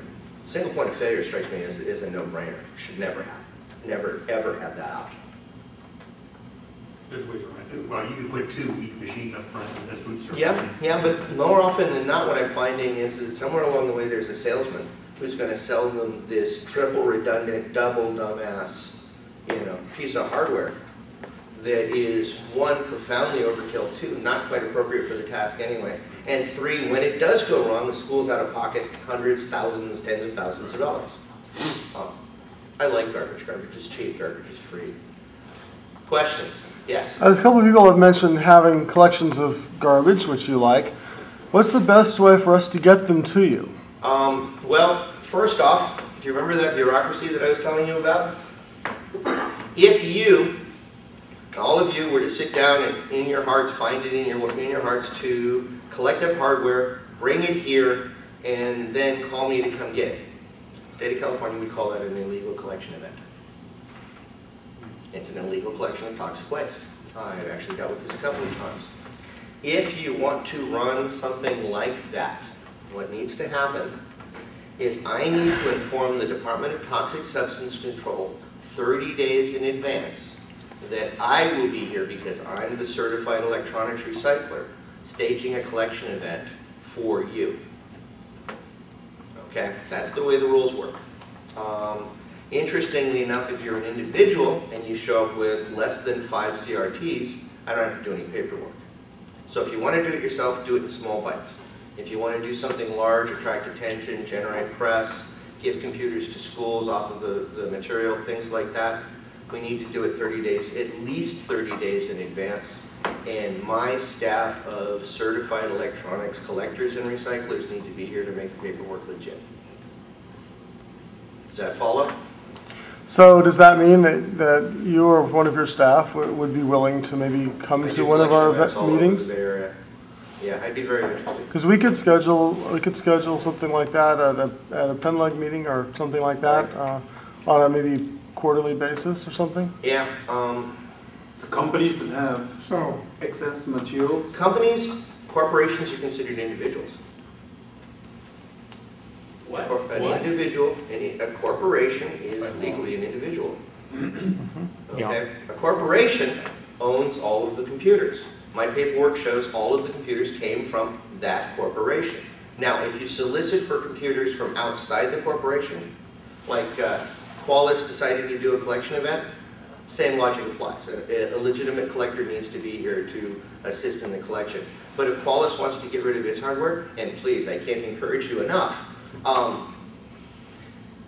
you call us, we show up with a truck. No fees, we cover we have all of the necessary insurance that'll make your accounting and legal departments happy. We do all of the handling, and we're one of the very few in the business that can actually hand you a tax deductible write-off. Most of my competitors are for-profits, and we're one of the few nonprofits. And we'll reuse it. And frankly, I'm totally okay with when I do a computer room or something like that with your hardware. And if you want to buy a plaque and put it on the wall that says this hardware provided through ACCRC by Qualys, I'm totally okay with it. I encourage you to do so. So you take my old 286 and 386 computers? Nothing's too old, nothing's too weird, nothing's too dysfunctional. One of the sidelines of this is that I've ended up with a rather enviable computer collection. So yeah, I want old stuff. Yes? So what do you do with the old stuff? For example, I'm into Commodores, so I've got Really? I got a bunch of Commodore stuff in my storage locker, which I'm not recycling. But what happens when you get a pile of Commodores or a pile of Apple IIs or K-Pros or somebody's old mainframe from 1962 or whatever? Moro. What do you do with that stuff? Well, first off, let me state right now that I have every single one of those stated. You can't address I call dibs on the Cray. Cray was not stated. Mainframes, I have some mini mainframes, some silicon graphics, but not a lot of mainframe stuff. I have a VAX, I have an AD, Wow. I have an Altair, I have an MSI. Cray? No, I don't have a Cray. Those big. I have a bunch of Lisas that came in just recently. I have 2 pallets of Next, 1 pallet of pizza boxes, 1 pallet of cubes with all monitors, peripherals, printers, the whole thing. I have pre-Commodore Amigas. Wait a minute, I'm getting that name wrong. You mean Yeah. the pet with the little white pet with the keyboard? No, I have So those. Commodore bought the Amiga company. Yeah, Commodore bought the Amiga company. Amiga existed as an independent brand before Commodore took them over. There are Amigas that aren't Commodores. Okay, but yes, I have pets. I have pets with the chiclet keyboard and the tape deck built into it. That's old. I have things that make that look new. I have switches made out of phone banks that were used to calculate trajectories during World War II. I mean, phone bank switches that they used to calculate You trajectories. have a Clary Digicom? I have Digicom. You have one of those? There are a couple of different items that were named Digicom, but you're talking about the mechanical computer. No, this was it was a Clary Digicom. I gave mine, I bought one. Are you talking about the one that was the mechanical unit? This thing that you is about slipped? as big as a refrigerator laying on its side. It had an IBM typewriter on top. Okay. And a drum drive. And Different. I'm thinking about a different machine. I have. There was also something called the Digicomp, which was a little mechanical computer that you got from the back of a comic book. oh, no, that was a plastic toy, and I had. Yeah, but it was called a Digicomp. Yeah, I have one of those. I don't have what you're talking about though. So you have a museum? Well, I gave mine to the I have an upper Computer floor of Museum. my warehouse that has pallets of material that I hope to someday turn into a museum. Do you have a relationship with the History Museum in Mountain View? I have a very strong relationship with Vintage Tech, who runs the computer VCF. history, the swap meet, and Vintage Computer Festival? The Vintage Computer Yeah. Festival, thank you. I actually helped him get into the electronics recycling business, and one of the reasons he got into the electronics recycling business is because he saw the incredible crap coming in my door and got very jealous. Let's see if I can stump you. Franklin Big Board 2. Anybody remember those? Oh, that was on Apple One? The Apple copy. Actually, it was a K-Pro. K-Pro was a copy of it. You're talking about the Franklin, that different Franklin. The other friend. How about the that got Center sued Tech by Sim Apple. 1? How about Kim 1? Kim One? yes. Oh, I that's have a one. little prototyping I have board. That's, yeah. Was it 6800? How about, you got any Cosmex? Any what? Any CDP 1802? If I do, I don't know how to recognize it. I have large piles of stuff that This is I'm a hoping- it was a it was a popular electronics kit. It had a keyboard, and it had a RCA CDP 1802 with 256 bytes of memory, and a TV up. How did it compare to the Heath kit? Well, this was it was an electronics kit, So I'm completely ignorant. about 4 I by have 5 Heath kits. inches. I have 3 Hero robots that I haven't figured out what to do with. 70s. 70s. 70s for the heroes? I thought they were like. Yeah. Oh, come on, you programmed in Yeah, I remember, yeah, we gotta get a program in Hex. They were selling Hero robots when there was a Heathkit store in Albany. And Redwood City There's too. one in Redwood City where Costco is now. You're going across the street from Yeah. Costco. It's a stereo store now. Yeah. Question? Yes. Yeah, I kind of would like to build on the comments over the last couple of minutes. So I can speak for myself, and probably some of us run on old hardware. I run on like Pentium Pro 175 or whatever. Good for you. And we might occasionally need old stuff. Yes. You know, like Sims, small hard drives like 5 gigs or Okay, whatever. right now, you're competing, the only competition I have for 30-pin Sims is Not- keychains. Not 30s, 72s. I think. 72s, you know, yeah, I think we're okay with those. I don't No, think I that's a serious- mean, You we need might them. need them, and we Yes, don't want I them. know. Let me Oh. make it very clear. Oh. I have no issue with that. Worst case scenario, you may find yourself digging through the box of random crap looking for them. And because the state calls it toxic waste, there's about a 15-minute class on how to dig through boxes of stuff because they figure you can't do that safely. And because it's an OSHA industrial warehouse, you need to show up wearing steel-toed boots. Just like the oil spill. Yeah. Why is it that a place like Weird Stuff doesn't have that kind of reg to put on them? Weird Stuff is not an electronics waste recycling facility. In spite of the fact that it has basically the same stuff.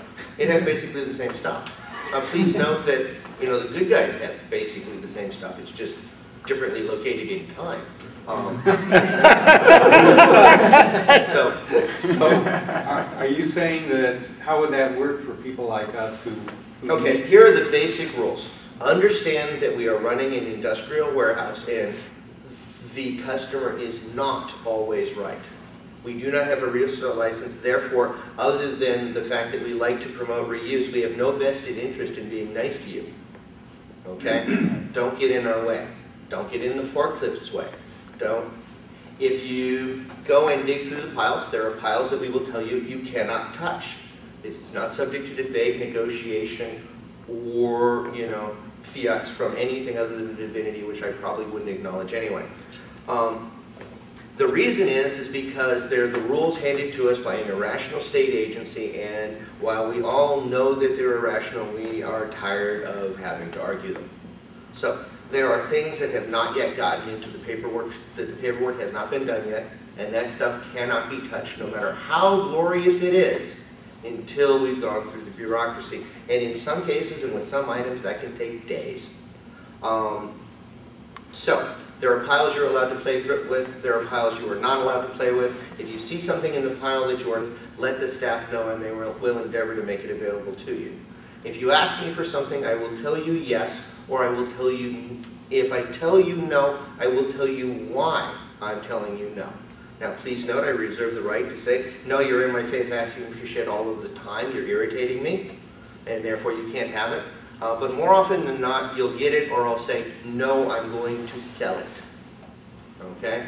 And no, I do not have a retail license, so I sell to other vendors.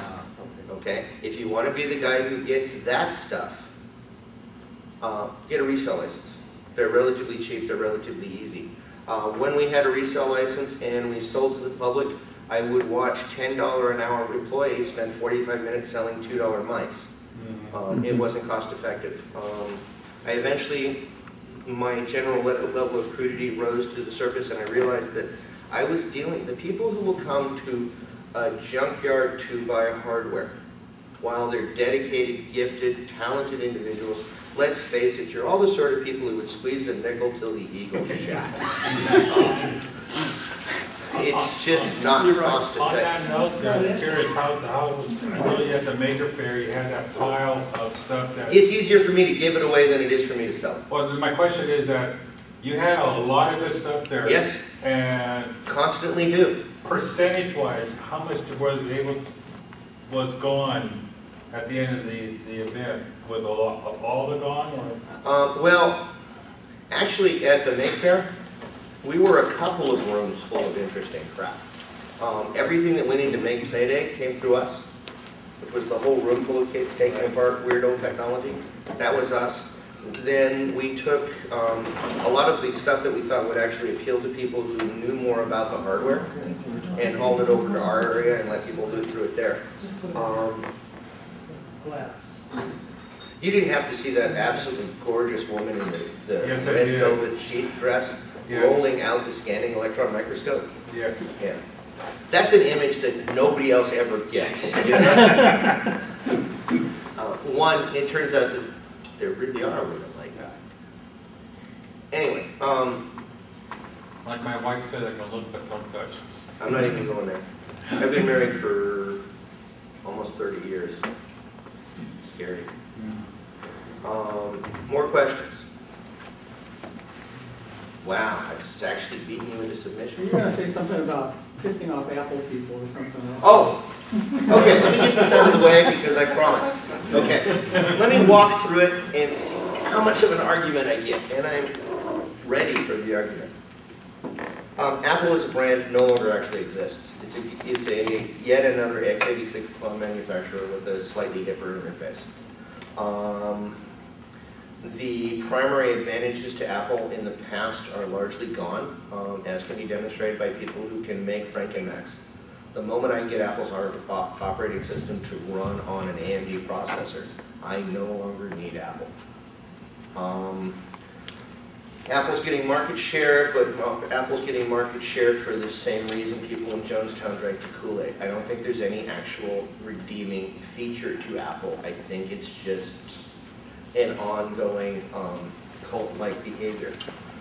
You pay more first off, and all of those arguments that I have for proprietary hardware, okay, the poster child for unusable proprietary hardware is Apple. Okay, there's just no way around it. I have actually had computers that were supposed to be same make, same model, same factory, okay, with almost no parts compatibility between them. Okay, Apple's got this dedicated need to make sure that when they sell you a new Apple, that everything you bought last time is almost useless. That's beginning to get better, but that's because they're now another fucking clone. Okay? They're using x86 hardware, they're using standard drives, they're using standard video cards, and my operating system of choice now runs on them. You know, every argument that I have against the major manufacturers, I apply to Apple with 3 or 4 times the level of evidence. The operating system is better than the general alternative. Yeah, but I'm in a Linux users group, and we know that there are alternatives to that. I know, but your average, and we don't have... Yes, it's easier to use, it's friendlier to use, it's still locked down and proprietary. So all of the political and empowering arguments that I have against Windows apply here. Well, it's basically Microsoft, actually. Right? Yeah, and I have Nexts. So, been there, done that. Well, you know, another question. You said you're starting to get Ubuntu CDs now. Did you by chance attend the PenLUG meeting Tuesday? Yes. I missed it, unfortunately. Andrew and I were at the speaker's table. Why don't you tell the group, a lot of people don't know who the speaker was.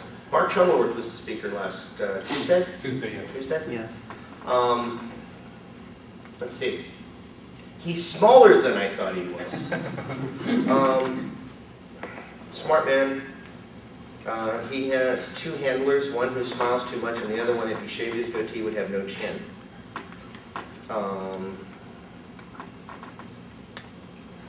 Eloquent, well-spoken, smart guy, very definitely promoting and pushing the wave of the future. I'm very glad that he decided to spend almost as much on Ubuntu as he spent on his vacation. And I am unbelievably jealous of the vacations he's taken.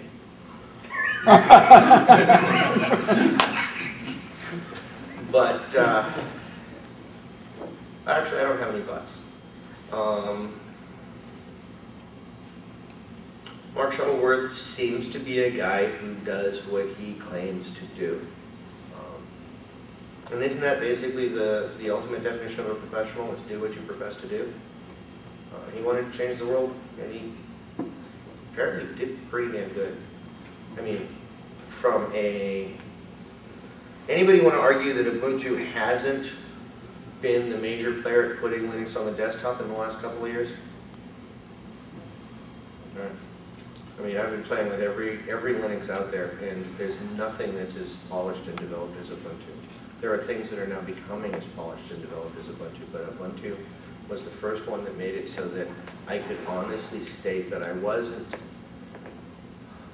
Before Ubuntu came along, I was putting on operating systems on the computer so that the Business Software Alliance of America would not bust me for aiding and abetting software piracy by handing off blank boxes. Do you know they actually sent out letters stating that?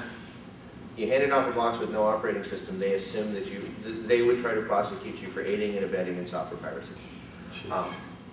So we went to Linux, and when we first went to Linux, it worked for me, it worked for people I knew, it didn't work for my clients. It just didn't. It does now. And SUSE came pretty close, but Ubuntu did it. Ubuntu straight up. From 6.06 on, Ubuntu has just worked. It's not perfect, but then None of the competition is either. But yeah, that was the one that really put it over the top. More. Well, you know, see, I've been battling with stuff, like I've got a computerized coffee maker that died 3 years and a day after its warranty expired. And that sucker was assembled with Torx T10 security screws at the bottom of a 2.5-inch deep hole. And I took it apart, and lo and behold, it's got a whole power supply circuit, it's got power transistors, relays, and I'm so pissed off that I am reverse engineering that thing, and I'm going to fix it come hell or high water. And it's 3 years old. It was gorgeous. Yep. And it's a piece of junk. And what I was thinking to myself is, what are the strategies for changing the durability level of all of this? The only people who can do it are you guys. Us. We do it. Manufacturers will never do it. You decide with your pocketbook, and it's not an easy decision, and you have to look harder and farther to find it. You need something, you need to, when you make your buying decision, you know, is it a metal case or a cheap piece of plastic? Can I get into it? Can I not get into it? If I can't get into it, is it a hell of a lot cheaper? What I was thinking about was, like, if we reviewed this recycling law that is wasting computers. You want my idea of how to modify it? Because when you're saying, when you're criticizing the law, you know what I heard? I heard Milton Friedman. He spent his career snorting at fury at the inefficiencies when a government tries to regulate consumption. He was, and in essence, his argument was, let the free market market whatever crap they can, and it'll eventually be better. We let the free market did it, and Armour was selling, you know, trichinosis-infested pork. How do we torque the system around? I have one. Everything's better. I have one. And lasts longer. Watch this. I'm going to use computers as the operational example because one, it's a computer meeting, and two, I speak best there. And I'm going to come back and hit the ATX thing. Okay, right now, California's electronics recycling laws only affect displays. But they keep talking about rolling the computers into it. And when they first rolled it in, they said that the first law that they wrote, and apparently I learned after the fact that we were instrumental in helping kill it at the first Make Fair. We didn't know it at the time until months later, but my guys were handing out propaganda about how SB20 was bad at Make Fair, and apparently it went over very well. It doesn't go over well at normal crowds because it's a complicated argument, but at Make Fair everybody got it and called their Congress critters and stuff. It was great. But here was the argument. They were going to collect a fee, like they do with displays, okay, and then pay that to recyclers when they destroyed it. Okay? Same system. Okay, but now it's bad enough when they pay to destroy all of the monitors because a computer without a monitor is a doorstop. But at least there was something there. But now they're talking about putting all of the computers into the same stream. A couple of things will happen. One, manufacturers, to become more environmentally friendly, will design computers to fit into the grind stream, which means that there'll be sealed plastic cases or pressed together plastic cases that are not designed to open. There'll be no user serviceable parts inside. Everything will be mounted on the motherboard because all they need to do to comply with environmental law is feed it into a grinder, sort the bits, and ship the bits back to China. Bad from a consumer standpoint, bad from an environmental standpoint, bad from a balanced trade standpoint, because in case you haven't noticed, other than the stockholders in these companies, all of the jobs involved are overseas, except for the guy who runs the grinder. But all of the manufacturing, all of the refining, all of those jobs are overseas. But, and this is why I go to the ATX, because I've been beating against this for a while, when they sell the computer, okay, when they set up and categorize it, if the computer, I have 3 categories. And again, this is probably too complicated, but I don't have a better idea yet. If the total computer is totally proprietary, Mac Minis, for example, I submit that anything that requires a spatula as a maintenance tool is just piss poor design. The Mac Mini, no user service. Are you against frying pans? Huh? Frying pans are not computing equipment. I apologize, I should have thrown that disclaimer in. Oh, okay. Okay. Mac Mini, totally proprietary. State of California is going to charge an environmental recycling fee. This is the most environmentally damaging computer. Therefore, purpose of argument, this is $30. That's what the state charges you when you buy it to dispose of it in an environmentally correct manner. Okay? Grade B. Most of your Dells, your Compacts, your HPs. You can swap cards back and forth. You can swap memory back and forth. You can swap a couple of other components. And some Apples are now in this category because they've gone to x86. Those state charges $20. Totally open case. Totally open architecture. $10, maybe nothing at all. That's the green computer. The manufacturer has an incentive because he's got a $30 vector, $30 increase in his potential profit margin. That this computer is $30 cheaper, or it's the same price. He puts a big green sticker on it, says reuse certified or something on it. It becomes advertising. It also becomes advertising for the secondary players, the bit players. The big guys aren't all that well equipped to play this game. But Asus, I hate to say it, but Everex,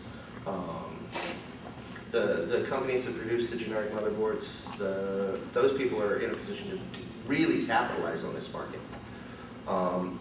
The other thing, the knockoff effects.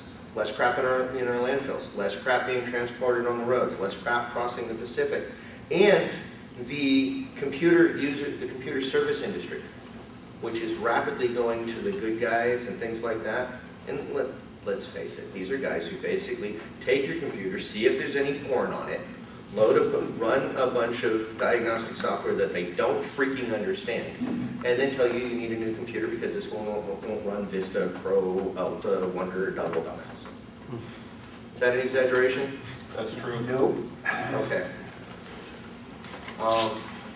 This will also bring back the guy who was at the corner store who built computers, the guy who was at the corner store who would service computers, the guy who wasn't a major part of a chain. It gives him back the ability to access the tools and equipment that he needs. It gives you back the ability to do it yourself, which computer manufacturers are taking away from you every day. Yes, go ahead. If I replace my motherboard, what should I do with the old one? Well, there's this fat tattoo guy who recycles stuff. There's a bunch of different places to get rid of it.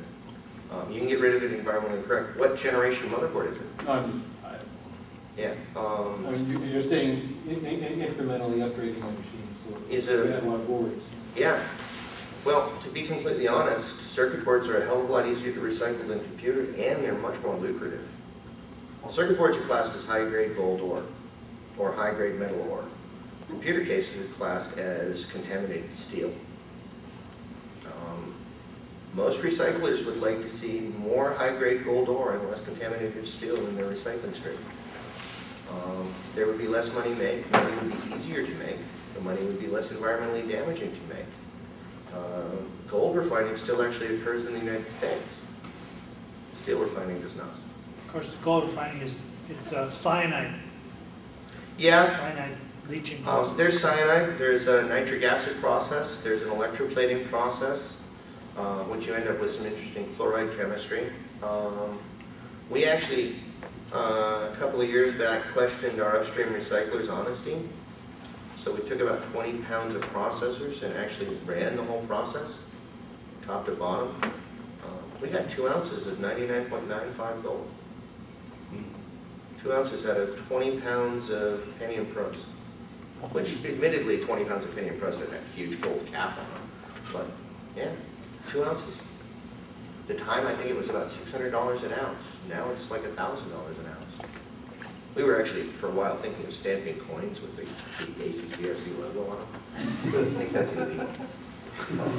And it's not viable in the long run. To do it, we can do it safely and cleanly and in a small benchtop laboratory situation, but in an industrial process, there's just no way we can do it large enough. So we could, the way we label the improved computer recycling system would be to call Save California Jobs. Yeah. Okay, we got it. Boy, you That's think a I've great been hanging with politicians or something, wouldn't Well, because the story you're telling, there has been this mysterious thing, this enormous economic suction of every little shop's got a sign that says, "We take surplus computers." You know, it's going on. Yeah, your tax dollars are paying to destroy that material. Nobody kind of knows what's going on. I can tell you what's going on. And I mean, At when the this, very best, the best that's happening is that it's being ground up and the semi-refined materials are being shipped overseas. and The worst that's going on is because, as far as I know, the state of California has all of 2 DTSC agents to oversee exports, and that's San Francisco, Oakland, Los Angeles harbors. It gets loaded into a container unsorted. It goes to Guangzhou province, where people work for, depending on what scale you want to, which way you want to measure it, a couple of pennies an hour or maybe a couple of bucks a day, and they extract it in ways that are totally environmentally incorrect. I remember seeing a movie where it showed the guys out in the field pulling windings out of an electric motor with a pair of pliers. Fires in the background. Right. My particular favorite was the guy who had. Plastics. Did you see the guy who had the kiddie wading pool full of aquaresia that he was throwing circuit boards in and stirring with a big paddle? You know, we're talking fumic nitric acid coming up off of it. Unbelievable. Did you know that the groundwater in western China for hundreds of miles is undrinkable? Guangzhou province has to ship all of its water from other provinces outside. There is no drinkable aquifer in that couple hundred square miles. And we built that. China has to take some of the responsibility, but we're the ones who provided the huge piles of toxic crap. And the pollution, it takes three weeks to go for the pollution around the world. And there's all sorts of weird little knockoffs with the consumer society. Anybody know what coltan is? It's a tantalum ore that's absolutely essential for things like the Mac, the Airbook, and the iPhone, and all those really, really tiny phones that you use. You know where that comes from? It comes from the Belgian Congo. Something like 80% of the world's supply of coltan comes from one place. And that place happens to be the last surviving habitat of the mountain gorilla. And because we need, is it just me, or is a cell phone the only thing a man can own where smaller is better? Is that, anyway, because we need these really cool, tiny little phones, and we need to pack all sorts of features into them, you need the tantalum to make the capacitors. You can't get that level of capacitance out of anything other than tantalum. So, your iPhone is killing gorillas. You know? And there's a story about the Russian airline built out of stolen Russian aircraft that flies from Belgium to the Congo, drops off the guns, picks up the tantalum ore, flies on to some refinery in the eastern bloc, drops off the ore, flies back, deadheads over to Belgium, picks up some more. Let's see, other things to whine about, to find offensive in that. One, it's strip mining. When it isn't strip mining, it's child labor. So pick the thing you find offensive in the production of your brand new shiny cell phone or your little tiny computer or all of those things. We're losing species at this time faster than at any time in human history and in any time we've ever been able to track. Okay? The only other time species died at this rate, a great big freaking rock fell out of the sky and made the world go away for a while. This time we're doing it. Really quite impressive. Anyway, I'm running off into depression. Go! So you mentioned all the bad legislation. What will be, in your eyes, good legislation in terms of recycling? Yeah. Well, the thing is, we really need to look at good ideas for a rewrite. Wait a minute. Let me try this one on. Let him talk. Yeah, let me try this one on for size. Okay? Even I acknowledge that some of the material is beyond redemption. okay? A significant amount of it. Please note that a sizable chunk of my income comes from the exact same stream, getting rid of your grandmother's huge console television, okay? I am probably the only guy you will ever meet who just loves those damn things, okay? They weigh 300 freaking pounds apiece. They got a tube only this big, but the state of California, the state of California pays me for the weight of the device, not the weight of the toxic material in it. So a big wooden box. Great big wooden box. We actually for a while thought of manipulating the rules. Remember earlier where I was talking about how flat panels, the panel doesn't have to be destroyed, the circuit board does? You can even take the flat panel, put it into another device, and run it through the system again.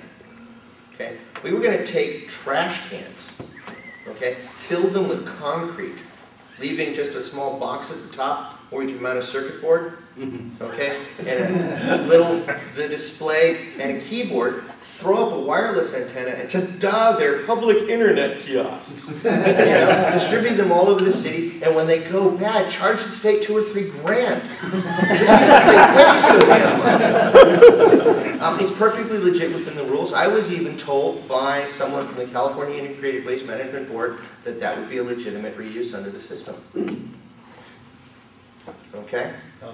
Get paid twice for the second panel. And the thing is as long as that panel keeps working, I can keep cycling it through. And there's nothing saying that I couldn't just put out total crap that works for like 10 minutes and then turn around and run it through the system. There's nothing there. Yes? I got a question. You mentioned that we pay up to $10 for the monitor when we buy it at Good Buy or whatever. I've noticed when we get rid of them, I've experienced taking to the BFI recycling station, they're charging us $10. Well, take them to me, I'm not. BFI does charge. BFI does charge? Yeah, yeah. How the hell do they get away with it? We used to charge. They used to charge. The only time they do them free is on so-called collection days. Well, okay, I'm going to eat their lunch. Well, they're also most people's trash companies, so that makes it easier for them to do that. I actually haul the electronic trash from the city of Berkeley. Most of them are in county. Piedmont, I'm in negotiations right now for Albany. And for years I had Salinas, but Salinas got to the point where their checks didn't clear anymore. So, but yeah, we haul from governments too. We actually find that once we get the reuse across, how do I explain this? I cheat, okay? I will walk into a community after hitting 5 or 6 classrooms full of computers, and then I'll bid for the contract, if that makes any sense. Okay, because while every government is making financial decisions, we also have to take into account that every government is also making political decisions.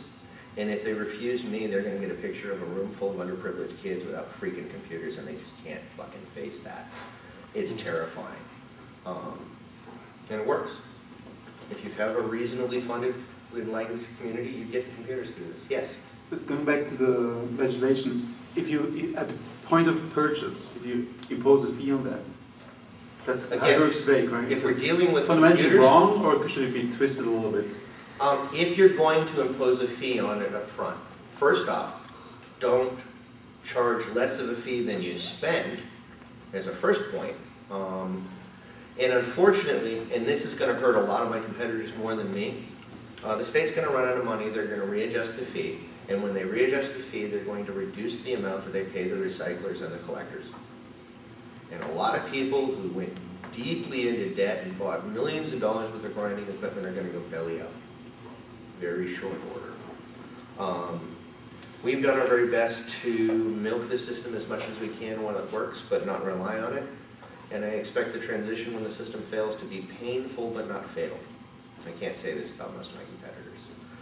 If they wanted to make the system better, sure, charge a fee up front, charge enough to cover it, and shape the fee in such a way that it forces the producer to actually take some responsibility for the system, for the hardware they produce.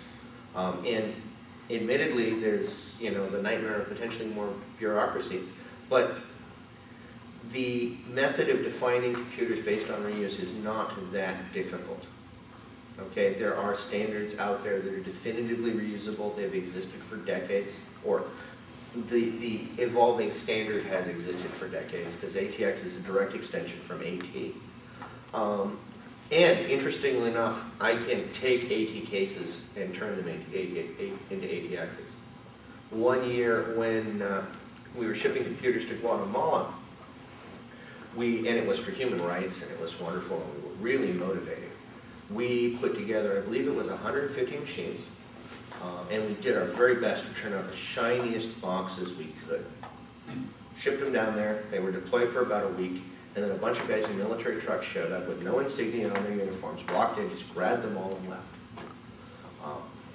So we got another request, and we got told what happened. I had just gotten in a bunch of Zenith monitors that would do 1024 by 768, but they were orange. They were basically an orange grayscale monitor, if that makes any sense. So I could actually get a GUI up and running on them.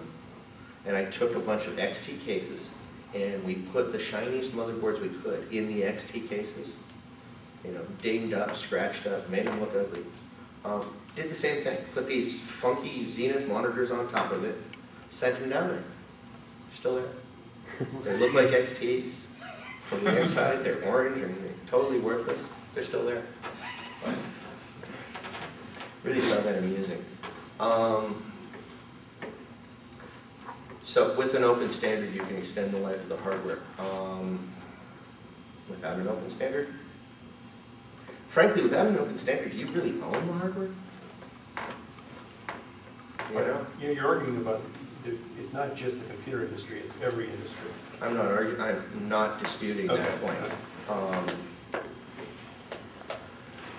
Anybody who looks at the way the dollar's going right now, it might be a reasonable statement to state that the way America's economy has been going, the direction we've been moving our economy has been somewhat detrimental. Just because everybody's doing it doesn't mean it's right. No, but it's almost like you were talking just about the computer recycling side of it. It's actually a fundamental premise of the business methodology that's going into the manufacturing of all goods, not just computers. And sooner or later that's going to have to change because it's non-viable. It's non-viable from all sorts of standpoints. America is going to get a face full of it economically fairly quickly. The whole world's going to get a face full of it environmentally. We cannot afford unnecessary production. We can't. I don't care what economic model you want to use. It's like saying, oh yeah, you know, the Titanic's sinking, but we're really doing well with the band. That's probably not the best analogy, but I'm working on it. We're sinking, but we're making really good time. You know? The economy's booming. Oh, by the way, you know, where's the water? Well, we've been way behind it because it's the cost of labor is so much higher. That's going to correct pretty damn quick. So much higher than the cost of merchandise that, like, my coffee maker project has absorbed 10 hours of my time. Well, the cost of American labor, No. the cost of American labor is going to change, and that's inevitable. The collapsing dollar, basically, it's already happening. As the dollar collapses, the United States is doing more exports. I have a direct connection to this because fundamentally my business, other than where the state funds it, it ties eventually to the international metals market. Okay? 3 years ago, I was getting 2 cents a pound for steel. Okay? And if there was any contamination at all, my vendor complained and told me he was going to cut me off and, you know, all of this other stuff. I'm now getting 10 cents a pound for steel. My vendor is sending me little thinking about you cards. And my phone's ringing all the time. Well, the market and the retail price of steel is pretty high too. Yeah, I know. It's wonderful. From a recycling standpoint, it's raining soup right now. Again, circuit boards are classed as high-grade gold ore. Am I missing something, or did the price of gold double in the last 5 years? I seem to remember it was like $500 an ounce. It's now like $1,000 an ounce. Silver, same thing. Platinum, same thing. These are all metals that are in my waste stream. I get rubidium. I don't even know what the hell rubidium is, but I'm selling it. Well, it's pretty toxic. Yeah, I know it is. It's power transistors. Yeah? It's there. I mean, I know what it is from, you know. Microwave transistors, one or the other, yeah. Yes. How do you deal with the contents of hard disks that show up? Do you have problems with that? I mean, you could be getting child porn showing up or something. Well, first off, I will never plug a Microsoft hard drive into my network. Mm-hmm. Our standard diagnostic process is to take a machine and put an Ubuntu CD in it and boot it. Mm-hmm. That's first thing we do. If it boots up and it sees the hard drive, then close that hard drive. Mm-hmm. We run a military specification degosser for people who have higher security needs. If you show up, I would believe one of the few things I still charge you money for is taking your hard drive out of your computer, feeding it into the degosser, and then handing it back to you physically hot. Okay? Really quite remarkably damaged. We charge for 2 reasons. One, and there's a labor cost. Well, 3 reasons. One, there's a labor cost. 2, I'm still paying off the degosser. And 3, anything I feed to the degosser, I cannot use. It's it's dirty scrap aluminum at that point. And it goes into a bin and gets sent off to a smelter.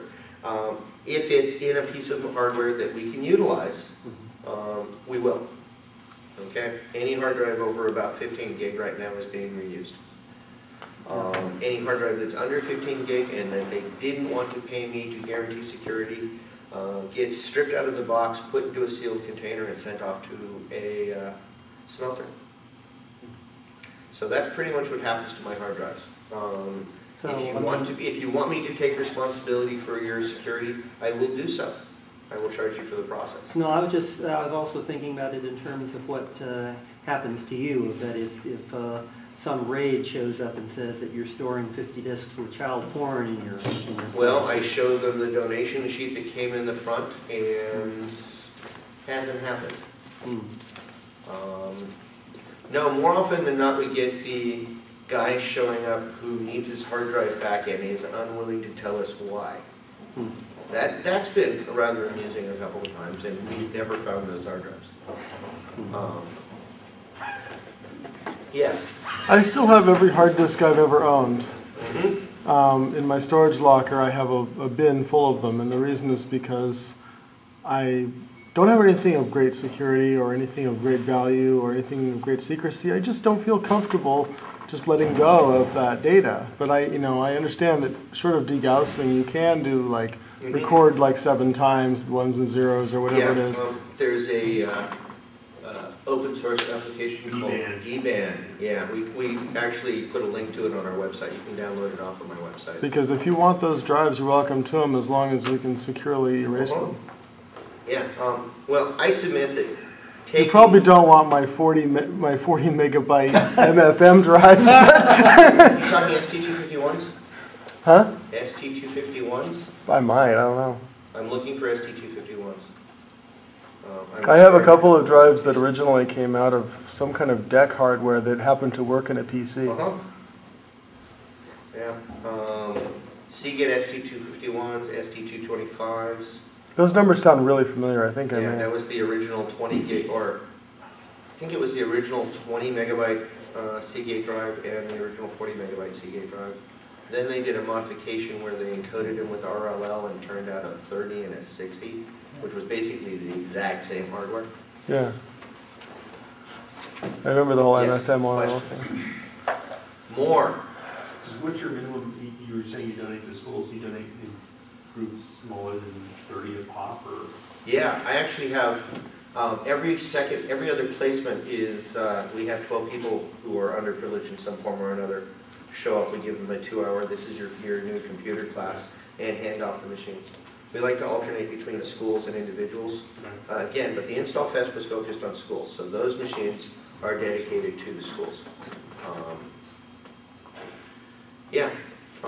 We've given computers to, one of the proudest things is that I'm the largest provider of computers to late-stage HIV patients in California. We give computers to shut-ins all over the country. We have, how do I explain this? Anybody know does anybody here know what the Sisters of Perpetual Indulgence are? Okay. You have not done a fundraiser until you've done one with the sisters. And it is positively surreal and remarkably effective. I've never seen anything like it. You would think that, you know, take a bunch of guys who look like, you know, well, some of them do a pretty good job, but there are guys who, you know, look like dock workers running around in nuns' habits made out of lingerie. And rather than run screaming, okay, people actually show up, give them money. It's remarkable. I've never seen anything like it. It's brilliant marketing.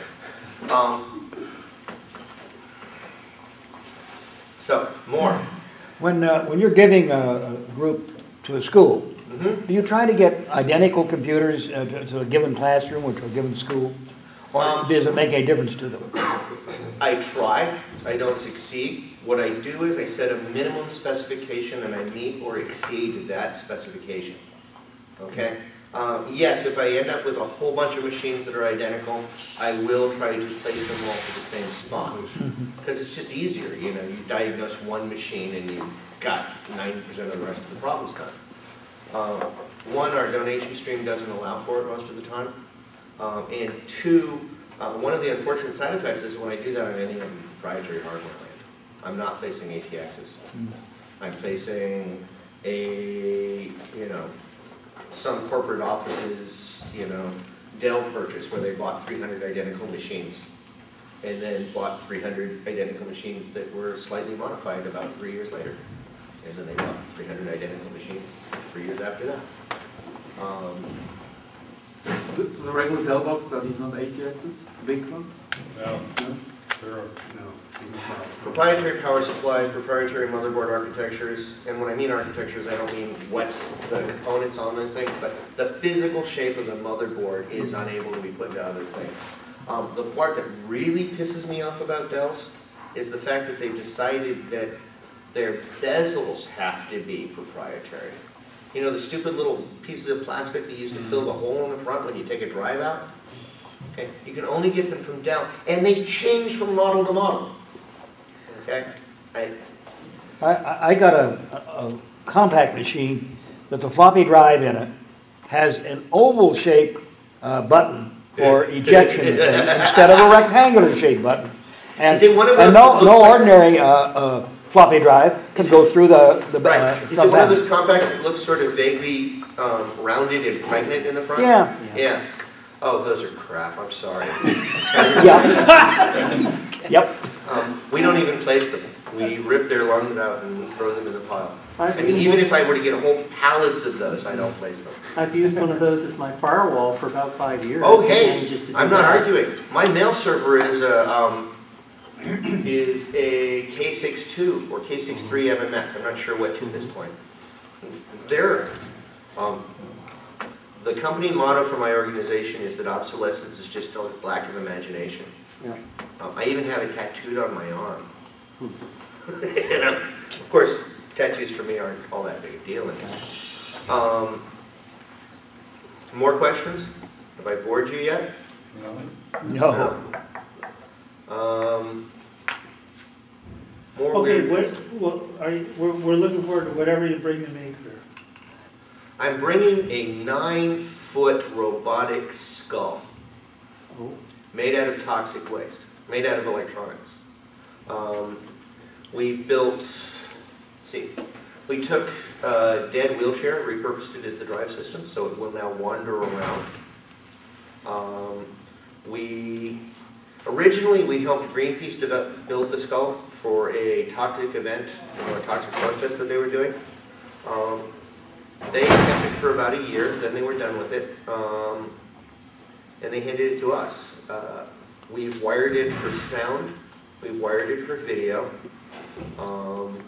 It's got a massive stereo band amplifier in it. I got a 30,000 square foot warehouse. I can turn that thing up and make noise into the mic and evacuate the building. It's amazing. We've taken a whole bunch of UPS batteries and rigged it up so that it's got an onboard autonomous power supply.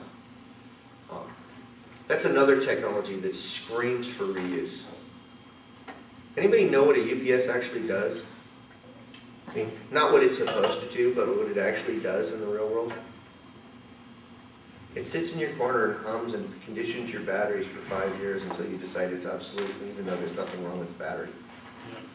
You know, we get so many UPSs that have nothing whatsoever wrong with them. We don't charge. They're very nicely made. Oh, beautiful. APC produces some very nice hardware. Or the batteries are easy to swell. That's the other. A little bit, yeah.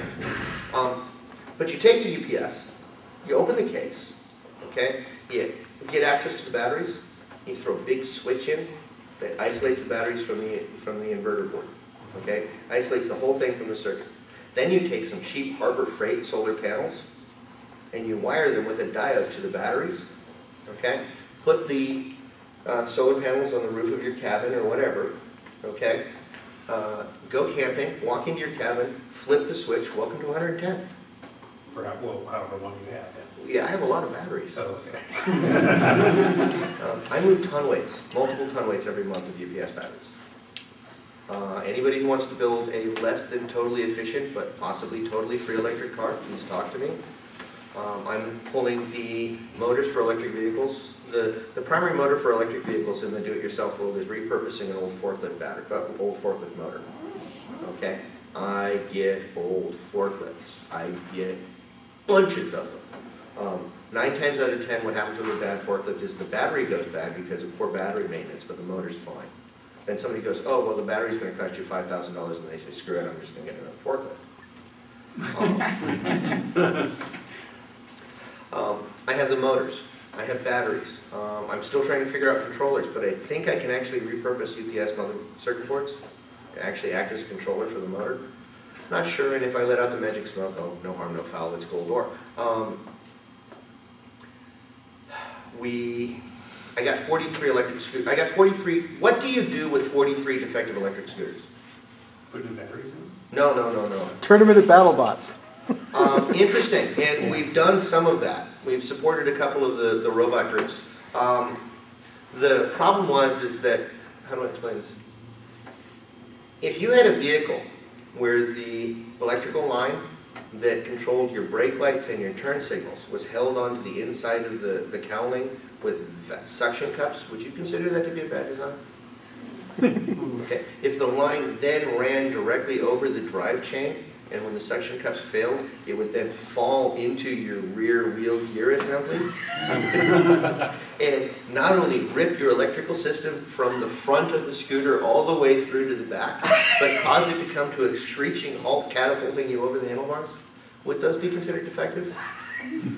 If the handlebars were mounted to the yoke in such a way that the thumb screws that are inserted from the bottom are constantly vibrating as you drive down the road and fall out, okay, leaving you holding a throttle that no longer has any resistance, okay, and by the way, the brake comes off too. Would that be defective? Yeah.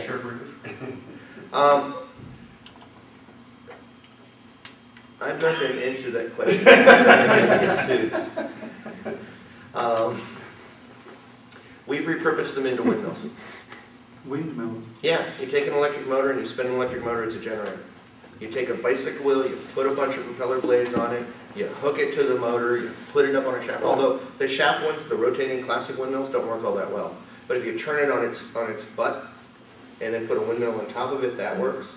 Although we found out the first time we did that it doesn't like the rain all that much. So now what we've done is we put a bearing on the bottom, put the motor on top, and then just put a cowling over the motor. And then we have basically, what do they call it, an egg beater windmill between the top and the bottom. Got it on the roof of the warehouse, it stands, generates power, remarkable. How much power? In a good wind, it'll give us 36 volts at about 3 watts. Which is enough to use to do something with it. If you run it through an inverter, you take it down to about 14 volts, you use it to charge batteries. Works beautifully. What would you like me to talk about now? Is it possible to tour your warehouse? Yes, it is possible to tour the warehouse. With my son? I'm also, of course, please note that if you ask to tour the warehouse, I'm going to try my very best to manipulate you into becoming a volunteer. Advantages. Here's where I bribe people. And yes, I've been studying people like you for some time. Volunteers get bottom feeding rights.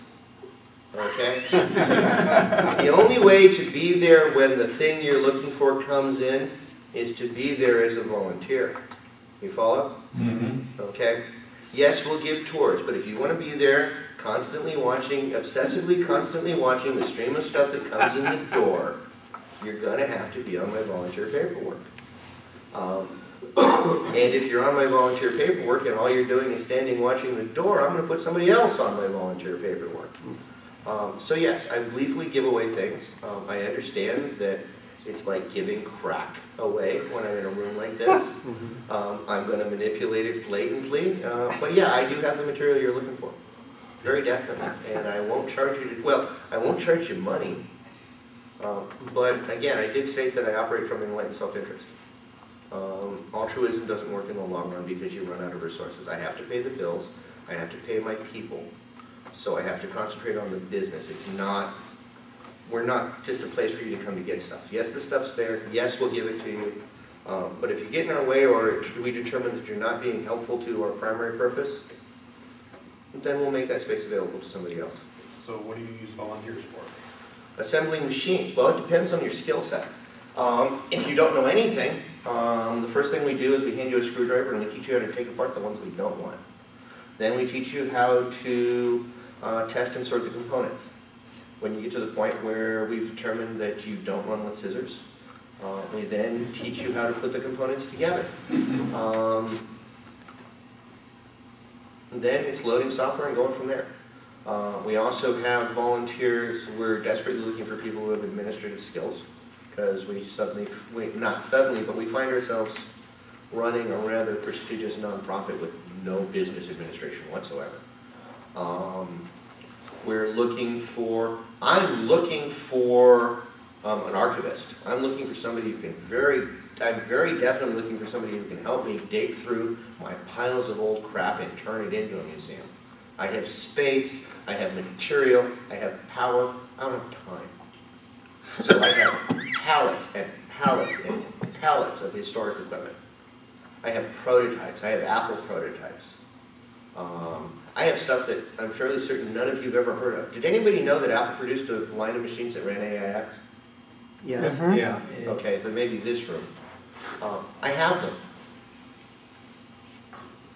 Do you have a catalog of that stuff, or is it just basically laying there? If I had catalogs, I wouldn't need an archivist. Does that make any sense?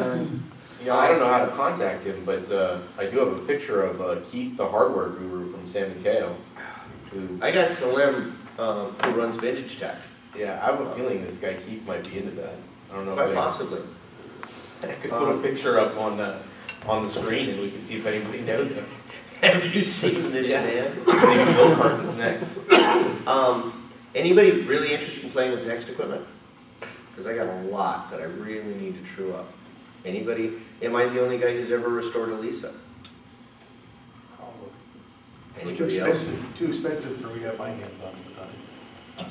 Yeah, but Now they're not. no. Well, actually, they're still pretty expensive. But yeah, a Lisa in really good condition has actually got some serious market value. So yeah, I need help I need volunteers to help with the museum. I need volunteers to help with the placements. I need people who have skills that we lack that are normally acquired in businesses. I need people who look over the piles of hardware and come up with a harebrained project. The harebrained projects, strangely enough, I gave away computers for 14 years and I generated one major press story from giving away computers, okay? I throw a bunch of computers together and plug them into a freaking vegetable oil powered generator and I get worldwide press, okay? I've given computers to humanitarian organizations that have won Nobel Prizes, okay? I convert a freaking hearse to run on methane. I get international press.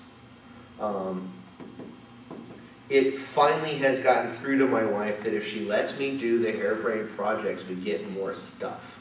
It took years. So I'm looking for people who have an urge to do weird crap with old crap. If that makes any sense.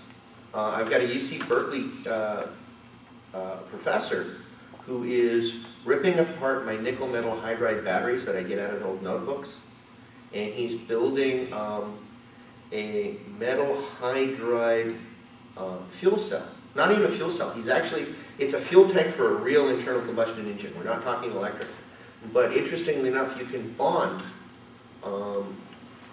hydrogen to metal hydride through a chemical reaction, and it actually forms, it bonds as a solid. Okay, so with metal hydride that we're getting out of batteries, we get 1% of our metal hydride weight as hydrogen storage.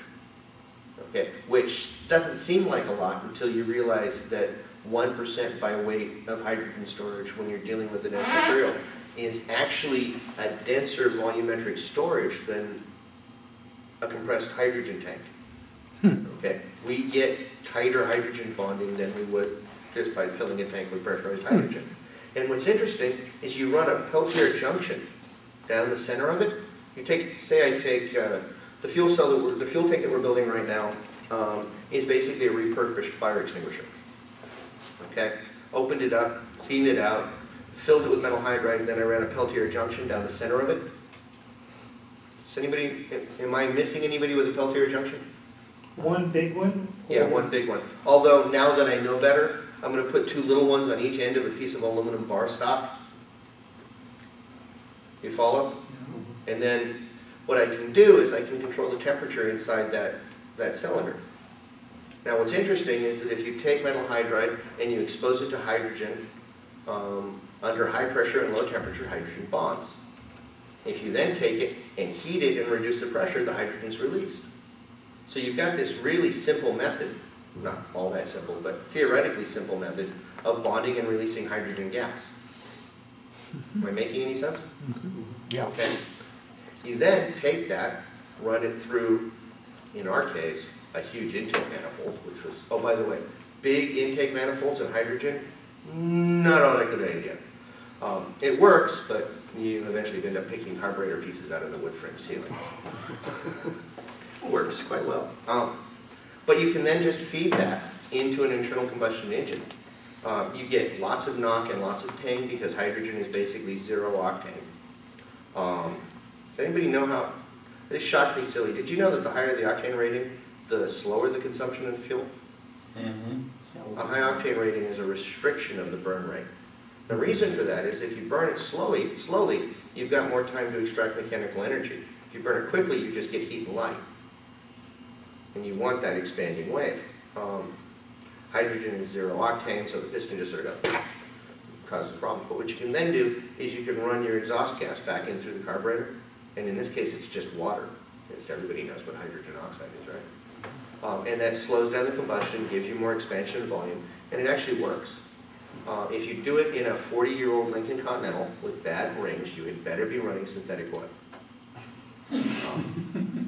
But other than that, oh, and don't use good spark plugs. Don't ever use good spark plugs. Does anybody know what happens when you expose hydrogen to platinum in an oxygen atmosphere? It catch on fire? Spontaneously combusts. It took us 3 weeks to figure out why our timing was off. 3 weeks of, I don't know why it's firing. You know, this doesn't even have spark. Why is this firing? No, it's totally nuts. Eventually solved it. You get around it with It sounds like you want spark. to run your hydrogen through a fuel injector. No. Right into the cylinder. Actually, no, we're going even more old school. We're taking off the entire intake manifold and we're putting 8 carburetors down. Okay? And we're running individual hydrogen lines to each of the 8 carburetors. And if the carburetor backfires, we're actually thinking of putting various metals in the throats, in the intake throats of the various carburetors, so that if it backfires, I can tell which one's backfiring by the color of the flame it shoots up. And the fun part is, if you do that, okay, people actually think that it's a feature.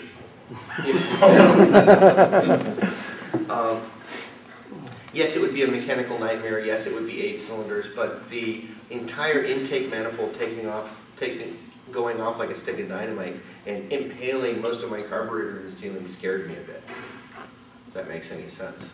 On a 460 cubic inch engine, I have a couple cubic yards of optimal fuel mix sitting in the intake manifold, waiting for one valve to miss. You follow? It was an astonishing thing. And anybody who wants to verify this, we actually had a TV crew in the building when we did it. There's a YouTube video called Future Wheels where you can actually watch the host of some technology show get into my car wearing, you guys see the guys who put out fires for oil wells and stuff? Yeah. Red and Darren's crew? You seen their fire equipment? Yeah. Okay. Somehow I ended up with a suit. So we took the host for this TV show, dressed him in the entire suit, okay, put him in the front seat of the Lincoln Continental, and made him turn the key. He was terrified. He had to wear the suit. It was great fun. And then we taught him how to convert the hearse to propane. It took 6 hours. Just not that difficult. Anyway, I'm digressing. We're not in Linux. More Linux questions? No? Well, what about, well, I was just doing a thought, thinking in my head. It costs about 15 cents a week, or $1 a week, electricity to run my computer. So, I've had it for 9 years, that's $450 worth of electricity burned.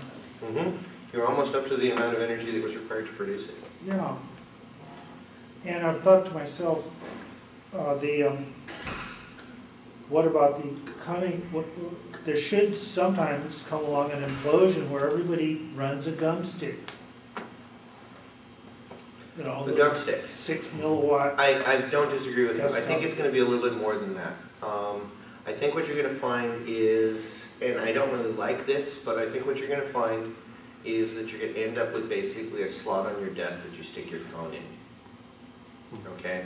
They're going to stick all of the computing power that you require in your phone. All of your communications are going to be in your phone. And the only thing that your phone will not be able to provide is an interface that doesn't require you to have munchkin fingers. And at that point, it's going to be a small disposable device. I think that eventually we're going to find that computers follow a path very similar to what calculators did in the late 70s to mid 80s. Does anybody remember the TI-30? Yep. Yeah. Remember when it came out, it was like $350? Yep. Did you know what the last time I saw that logic being marketed commercially, you know what it was in? It was in a calculator, and it had Tony the Tiger on the side of it, and I bought it, I got it out of a box of cornflakes. The TI-30 logic was in that calculator. Everything like TI-30 scientific calculator did when I was a kid. It's in this stupid... Computers are going to do the same thing. And when that happens, most of my arguments will be moot anyway, because they're going to become small disposable devices. I'm a weirdo. I actually think that the computer revolution isn't in x86. I don't think the computer revolution is in the Sun architecture. I actually think that the guys who are doing the gate array stuff are going to be the guys where the next big wave of computers come from. I think that a logical programmable gate array is probably going to be the face of the future computer. This is probably, it's a weird decision, but it's a weird position. But walk with me. Memory is a series of binary states. Hard drives are a series of binary states. Everything that your computer does in storage, processing, and working memory are all just basically flipping switches back and forth. Okay? We're eventually going to end up with a box that just consists of a bunch of switches and an operating system that configures itself to the task at hand. The beginning of this, there was a false start with the Transmeta processor, okay, where it would configure itself to the job and it would optimize for some jobs. And I think at some point we're just going to end up with a box of switches, and if you're doing video, then, and I use these as examples, and I'm off by factors of whatever number of digits you want. Eventually you're going to end up with a fairly generic box that when you're using a processor-intensive application, it's a processor. When you're using a memory-intensive application, it's memory. And when you turn it off, it saves the state it was in when you had it on. Why do the software companies lock us in with that? That's a great question, man. Yeah. There are people who think I'm freaking nuts. But I don't see it as that unviable an option. Well, the ATX box concept, that needs to grow its own 30-watt power supply and its own motherboard that burns 5 watts. Its own. I think this is a brilliant offshoot, but I think it's an offshoot. I don't think this is the face of the future. Oh, by the way, other topic, just for a moment.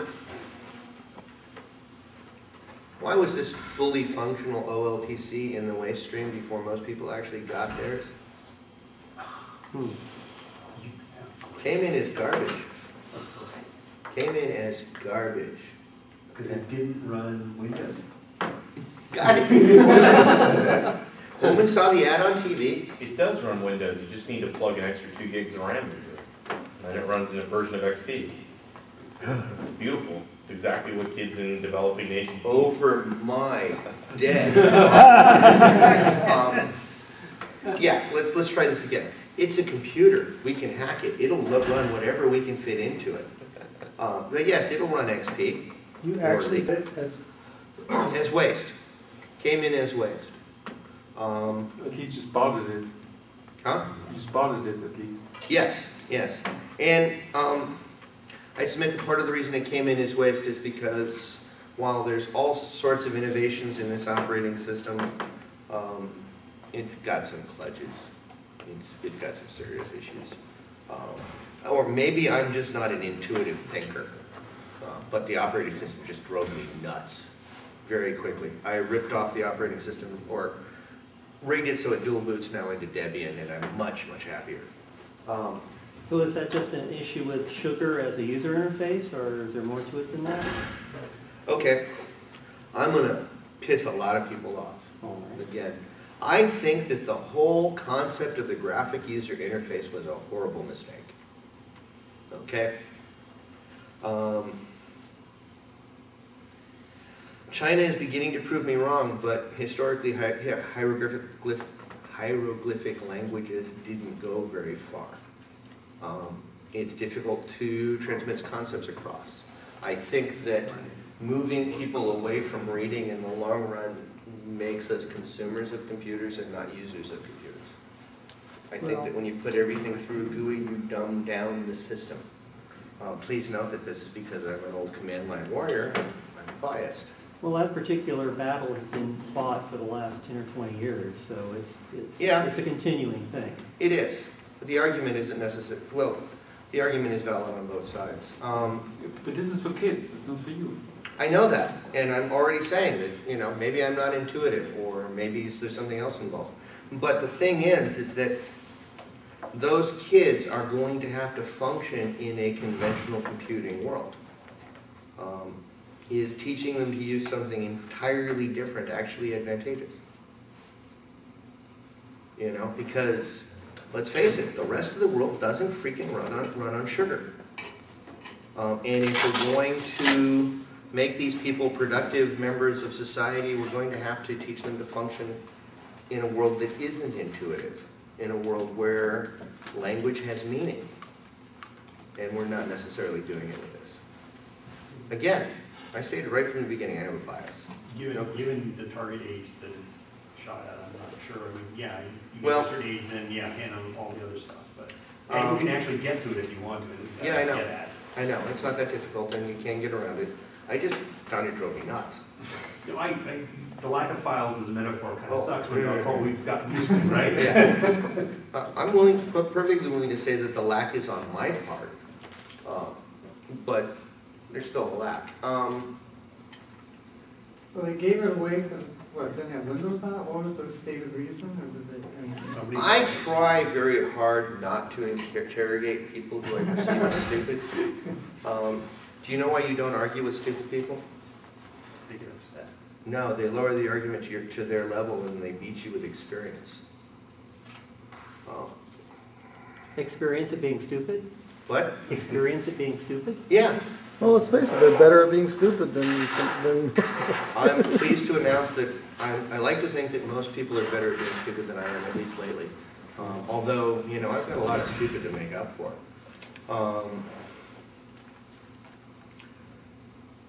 I think I'm drying up and I've damn near run out the clock anyway.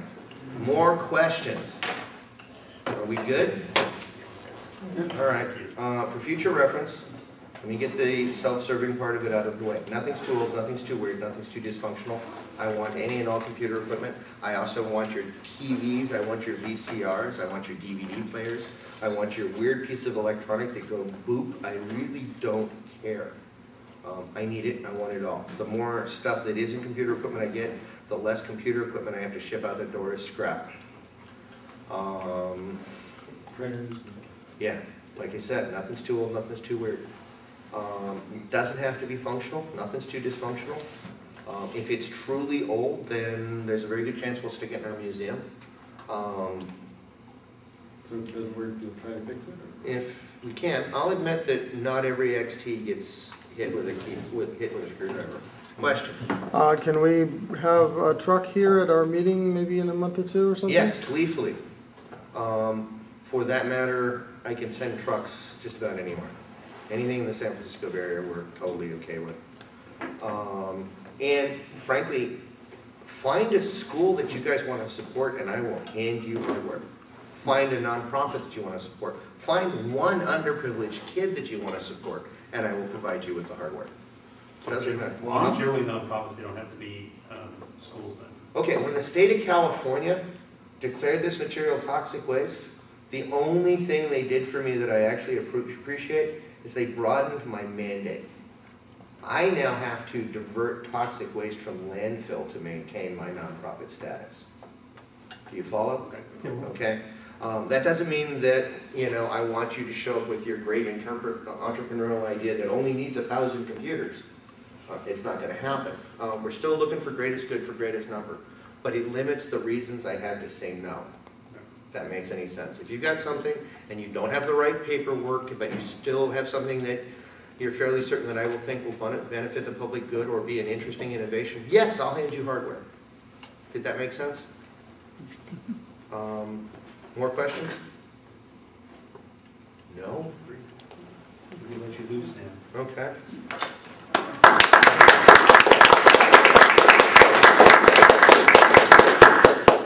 You guys are the lucky ones. Oh, I have one minor last touch. Anybody pay attention to Sebastopol's recent legislation about wireless internet access? Yeah. You guys caught that? Yeah, Sebastopol doesn't understand quantum mechanics. No, but I've got something and I want you guys, I want to see whether or not I can actually make this happen. Okay? I will provide the materials required, but I need it to be more than one guy. I submit that we need to make aluminum foil beanies and send them to the Sebastopol City Council. We understand their concerns, we want to help them with their concerns, and if they're actually this concerned with it, we will help guard them from the perceived radiation. And on that note, if you enjoyed this talk enough that you want to hear it again in Sebastopol, James will be there on Tuesday. One disclaimer, it won't be this one because I just make them up. So, anything else? No, good, goodbye. All right. I'll be packing my stuff and figuring out what's going on if anybody wants to talk to me.